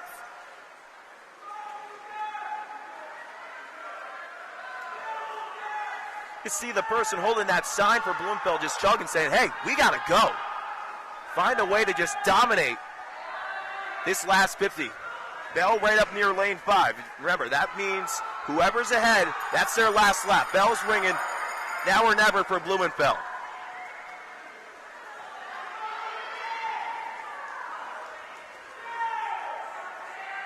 It's Biscotti in 4. He's in second, but Peyton Ray making a push in 3. This could be huge if Colgate can get a first and second. Blumenfeld chugging along. A body like the head on Moschetti, but look at Ray in 3. A beautiful push, getting past Moschetti. It's a 1-2 punch for the Raiders.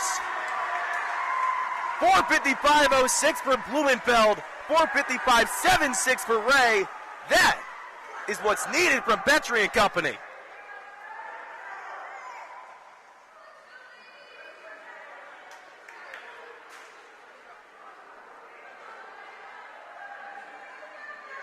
Blumenfeld just keeping the pace the entire time, but big props to Peyton Ray. That was an awesome last 100.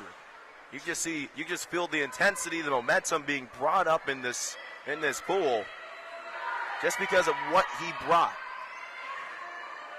Takes a lot of manpower. Dog mentality from a couple freshmen right there. Just something Coach Petrie harps on with the future. He's building for the future. You got the recruiting aspect from Rutgers, the understanding of the academic side to Colgate, a university that has expanded its admissions by 146%. Found the success at Truman State, a D2 school. As we get into the 100 fly, Lindsey Cricky in 1, Jordan Hurt in 3, Matty Piasecki in 4, Elke Ambach in 5, Lynn Spenton in 6, Alexander Mayhos in 7. Don't want to sound biased, this is my cup of tea.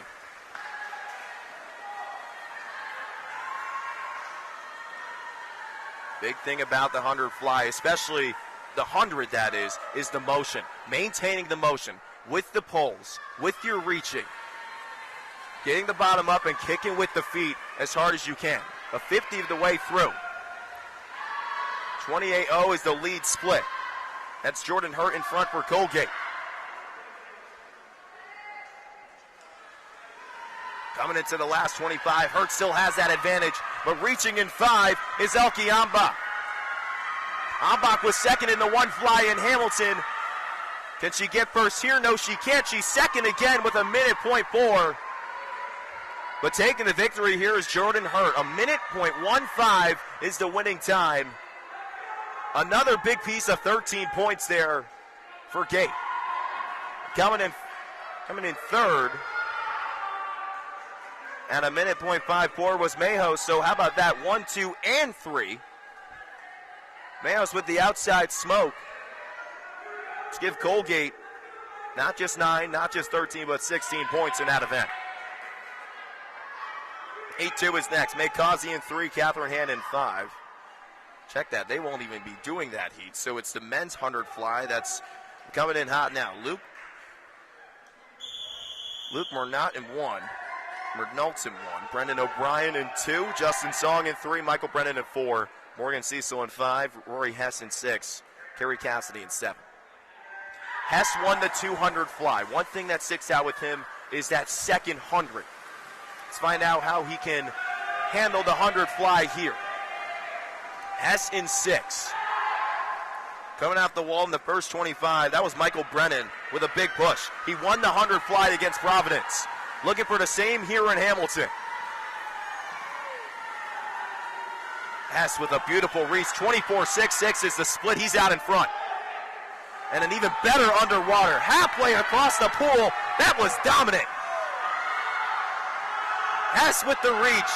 Making it look too easy. Quickly off the wall he goes. Hess still with advantage. Holy Cross could get 1, 2, and 3 here. Looking to attest to that is Justin Song. Pushing for second.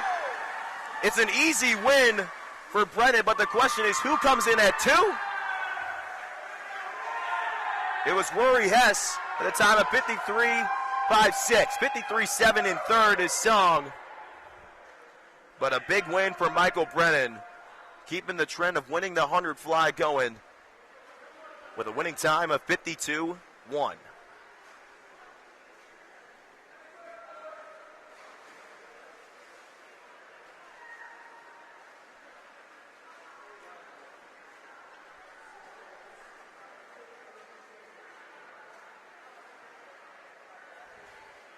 That was huge. You love the exciting races that gets everybody involved. The closer, the better, to say the least, in swimming.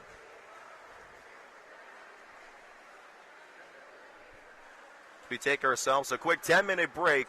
When we come back, we'll bring you the IMs. 400 IM, followed by the 400-yard freestyle relay. Chugging along here at Hamilton. You're watching Patriot League Swimming and Diving on ESPN+.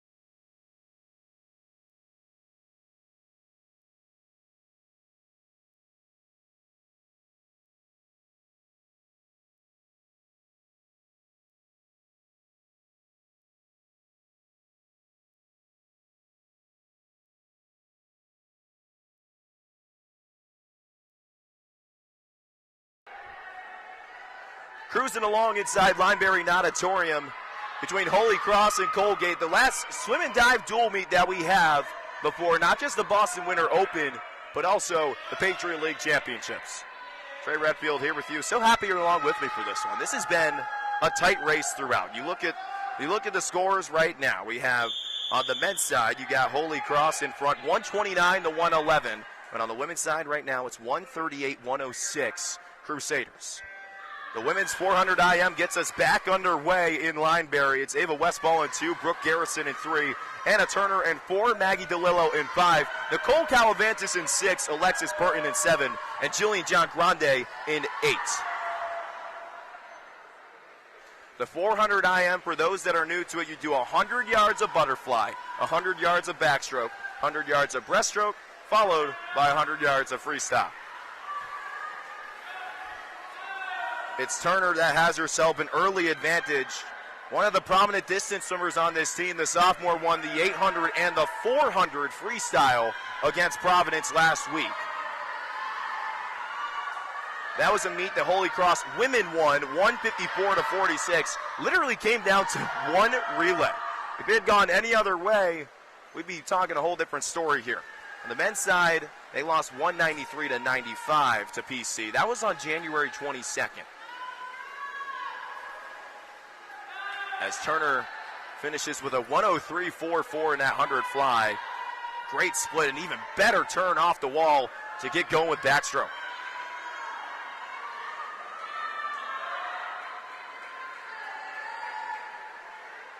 Turner has herself a couple of 1,000 and 500-yard freestyle wins this season. She won the 1,000 on October 29th, won the 500 on the 23rd of October. Both of those dates in October, that is.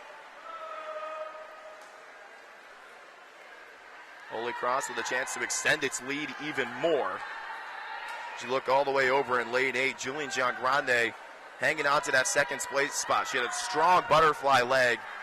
The question is, can she keep it going halfway through, as we are halfway through?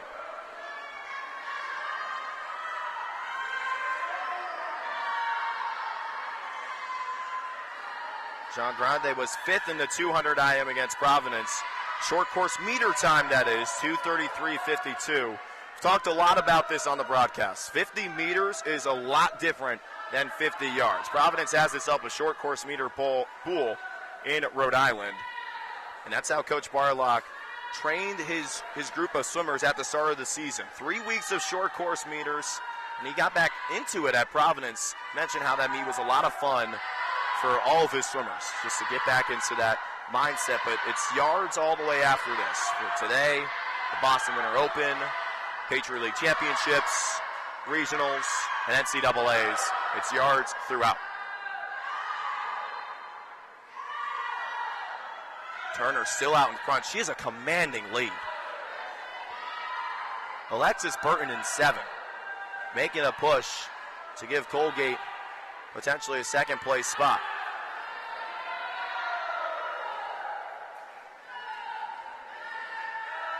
Burton was 5th in the 200 breast with a 2:45.89 against Hamilton. Her strong capabilities of breaststroke coming in right here.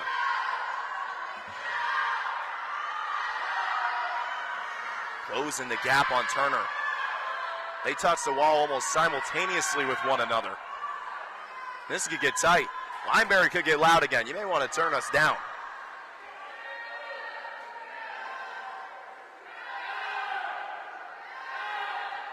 Turner charging forward with 1 stroke to go. 100 yards left to freestyle right here. 3:39.88 is the split so far. Got to give props to both Turner and Burton. The way they're breathing, they're looking at one another, just having the mindset, hey, this person's here, what do I got to do in this final 100? Both breathing every 2 strokes. It's Burton who's taking the lead off that turn. That was a beautiful turn, pushing off the wall. It's given her an advantage in the final 50. 4:12.13 is the leading split. That's Burton in front. Another freshman trying to lead this charge on this young Colgate team. If you take the victory in an individual event, you got 9 points. An opportunity for Colgate to cling back in front. Burton dominating the freestyle quarter of this IM. She's got a body length on Turner. And she'll take it into the wall with ease. 4:41.94 the winning time as Turner comes in second, 4:44 flat. It's Brooke Gerritsen that comes in third with a 4:47.08.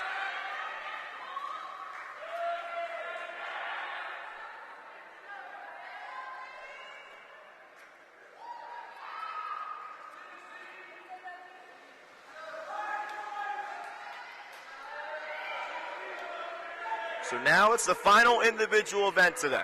400 IM for the men's side. It's Brendan O'Brien in 2, Ryan Blumenfeld in 3, Tim Manzella in 4, Noah Ziegler in 5, Jack Niskimbin in 6, and Zach Duthie in 7.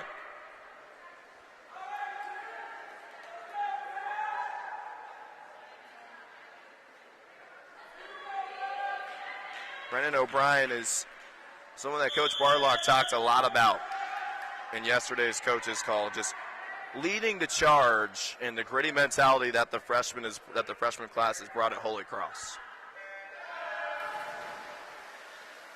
Texted Coach Barlock at right when freshman movement was going on, saying, "Hey, can we come by the pool, the Hart Center pool?" It was the home auditorium for Holy Cross over in Worcester, and Barlock was like, "Yeah, sure, but." Can't swim. We can't start practice yet. So not only does O'Brien go over to the pool, he brings every other freshman with him. Just hang out, get an opportunity to chat with Barlock, and why not? This is something Barlock talks about.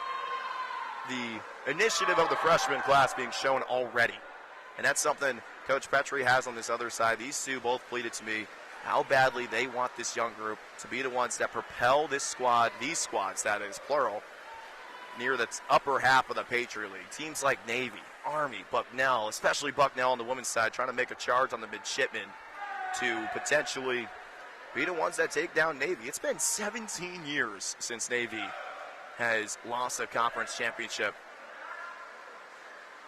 in the men's competition. But for the women, it's been 9. And the last team to not name Navy to win a women's conference championship is the home team, Colgate.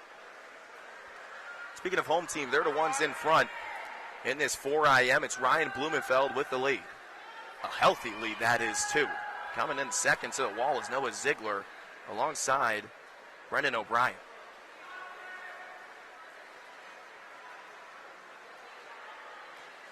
It seems like they're just moving so slowly and elegantly. Oh no. That takes even if it may look like they're going slowly, it's hard to keep the pace that they're keeping. They're still finding ways to kick. Look at the stretch in lane 3 with Blumenfeld that he's bringing to the table. This is a workhorse right here. Blumenfeld swam in the 1,000 and the 500. And what does he do now? Oh, he's going to swim in the 400 IM. No big deal. And also with that, just to rub some things off the shoulder, he has a commanding lead in the breaststroke quarter of this 4 IM. Strong push off the wall. Gets him near that gold tick nearest to him. Talked a lot about striking with breaststroke today. Blumenfeld is bringing that underwater, but it's his bottom that's getting him upwards more of that push. Seen a lot. It's a lot of the striking, not so much here with Blumenfeld. Notice how he strikes down and gets his bottom up. His feet don't hit the top of the water. You don't see his feet. They're going up as high as you possibly can, and that's exactly what you're looking for in a breaststroker. And a quick turn as we have ourselves a little bit of a race here. Blumenfeld losing some life on the breaststroke quarter. He's still getting a push out of it, but not as strong as the push as Noah Ziegler. Some freestyle breaststroke IM, the captain, looking to make a push on his freshman comrade.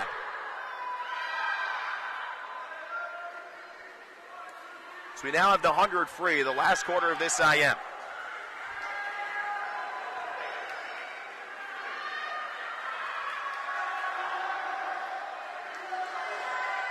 Both of them just reaching for whatever they can have left. It's a team that's gotten 2 days of recovery, Colgate. There's really no excuses in the eyes of Coach Petrie, just having that mindset of being able to come back strong after a hard meet, after a hard week. This team was pushed to the bone before Hamilton on Wednesday. As Colgate's going to get itself 13 points here. It's Blumenfeld with a hard last 25, trying to hold off the senior captain Ziegler. At the flags, it's Blumenfeld who touches the wall first with a 4:19.31. 4:23.8 from Ziegler, and all Ziegler can do is nod in excitement. That's the team mentality that Coach Petrie wants.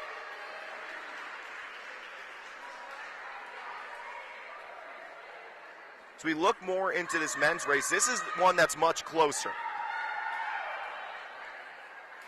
Colgate just tacked on 13 points. Check that, even 14. With lane 7, Zach Duthie coming in 5th. So you do some quick math. That's now 9 points from Colgate. And you're going into the last relay on the men's side. This is anybody's meet. Colgate is one race away from grabbing its first win on the men's side. But keep in mind, this is without pending the 3-meter dive. So this could expand a little bit more with a team like Holy Cross that has plenty more divers than Colgate does. Only one diver on the Colgate side. His name is Lucas Austin, a 6'3" junior from Laguna Beach, California. But this men's side could be tight. You got to keep in mind, diving scores from the 3 meters are not in just yet. The 400 free relay now. It's Colgate's B team in lane 3. Team of Vonbach, Sengla, Mejos, and Schwartz. Holy Cross's A team in 4. The team of Mahoney, Burgess, Walting, and Shannon. Colgate's A team, Nora Bergstrom, Jordan Hurt, Zoe Stokes, and Dana Whitty. In that order, that team is in lane 5. Holy Cross's B team, the team of Walsh, Patriarca, Mazzacano, and Turner in 6. And Colgate's C team is in lane 7. A team of Melenik, Beck, Ghazi, and Sengla.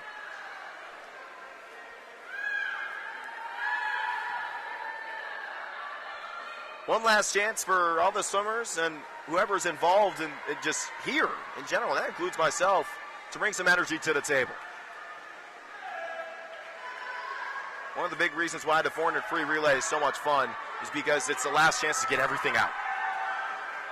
The most heart's going to be shown in this event right here. As Bergstrom has her Colgate 18 with an early advantage, she hands it off to Jordan Hurt. 55-25 is the split. That's one way to start off. A good way, too, especially if you're a Raider fan.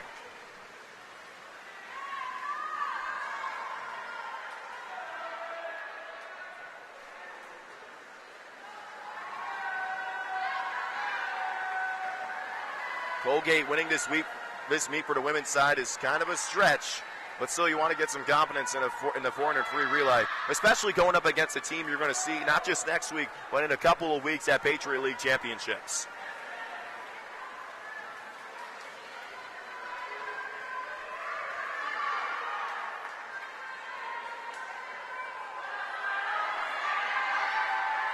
Hurt taking a strong lead with her in this last 25. Breeze once inside the flags. She gives the honors to Zoe Stokes.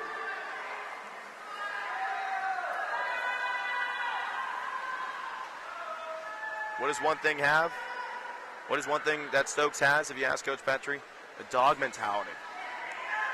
I had so much praise for her when I chatted with him. You know, so for example, you want to swim the 2 fly, we need you to go swim the 2 free. She'll do it. Swim an event that's even longer, like the 500 free or something like that. She'll do it. That's just what she brings to the table. She's got to hold off Holy Cross's A team. That's Greta Walting making a push in 4. But a big turn there from Stokes to get some sort of advantage. But look at Walting's stroke. Her reach, getting this Holy Cross deficit down to about a half body length. The anchor coming now, and it's Dana Whitty looking to give Colgate a couple more points. If you win a relay, it's 11. If you come in second, it's 4. If you come in third, it's 2. The matchup to watch, Whitty and Shannon. Shannon's 400-meter free relay team came in second against Providence last week. The Crusaders trying to have a different result today as Walton comes out of that first 50 with the lead. A dominant turn and an even more dominant stroke from Walton. Check that Shannon. Shannon's the one in front. Shannon holding off Whitty, going side by side. A dominant anchor leg from the Phoenix native. Aiden Shannon gets the win for Holy Cross. 3:45:02 is the time.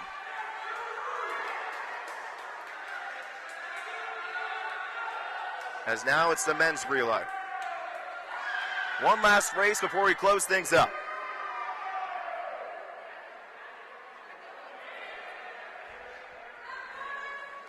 Colgate's B team in 3. Holy Cross's A team in 4. Colgate's A team in 5. Holy Cross's B team is in 6. Last relay we saw between these two, it was Holy Cross that took the early advantage. Not only did he come in first, also came in second. So how about an early 15 points? Nothing wrong with that if you're the Crusaders, right?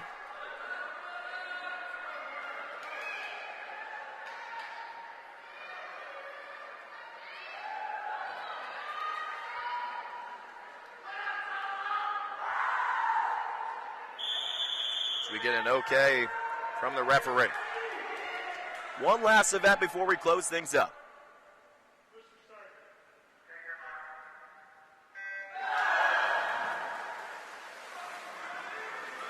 And it's Holy Cross that jumps out to the early advantage. Charlie Niskimbin with a beautiful underwater to get the party started.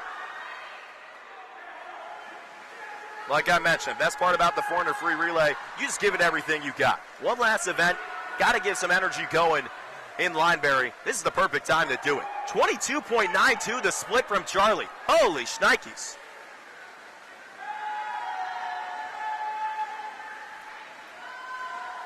The sophomore applying the pressure early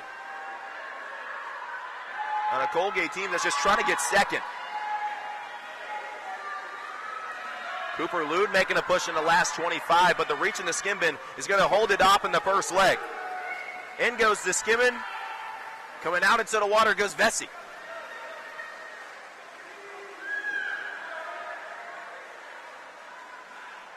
Vesey was on the winning 2 free relay team against BU. Both Holy Cross and Colgate were crushed by the Terriers earlier in the season. Taking a body length lead with him in the second half of his second leg.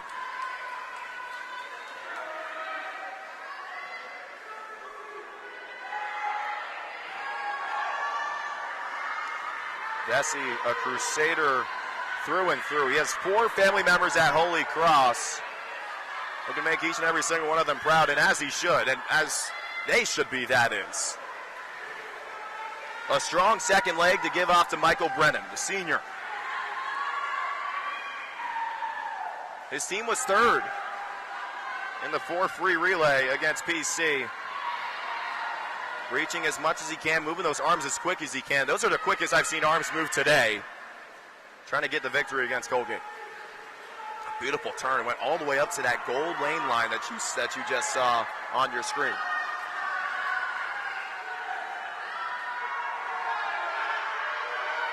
One last push coming from the Raiders, but it's going to be tough. Emmett Santry trying to hold on before he hands it off to Justin Song. Song going up against Pat Walsh, the freshman.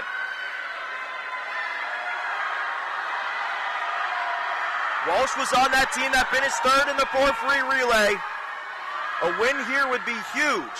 It would solidify a victory, a conference victory. Garnering the confidence before conference championships roll around. 150 to go. Song doing everything he can to hang around. He's got to have a strong push-off here. Not as strong as Walsh's. Walsh has a body length and more on Song. Freshman on senior, you gotta love it.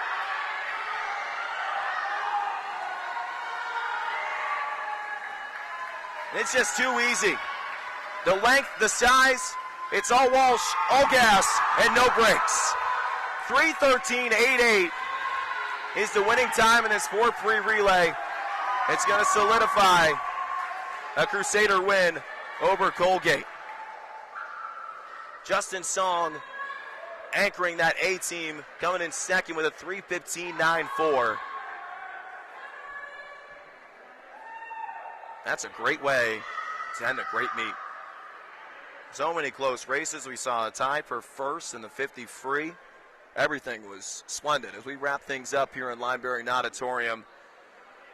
An awesome one today. Last dual meet before the Boston Winter Open and Patriot League Championships right after that. This has been a presentation of Patriot League men's and women's swimming and diving on ESPN+.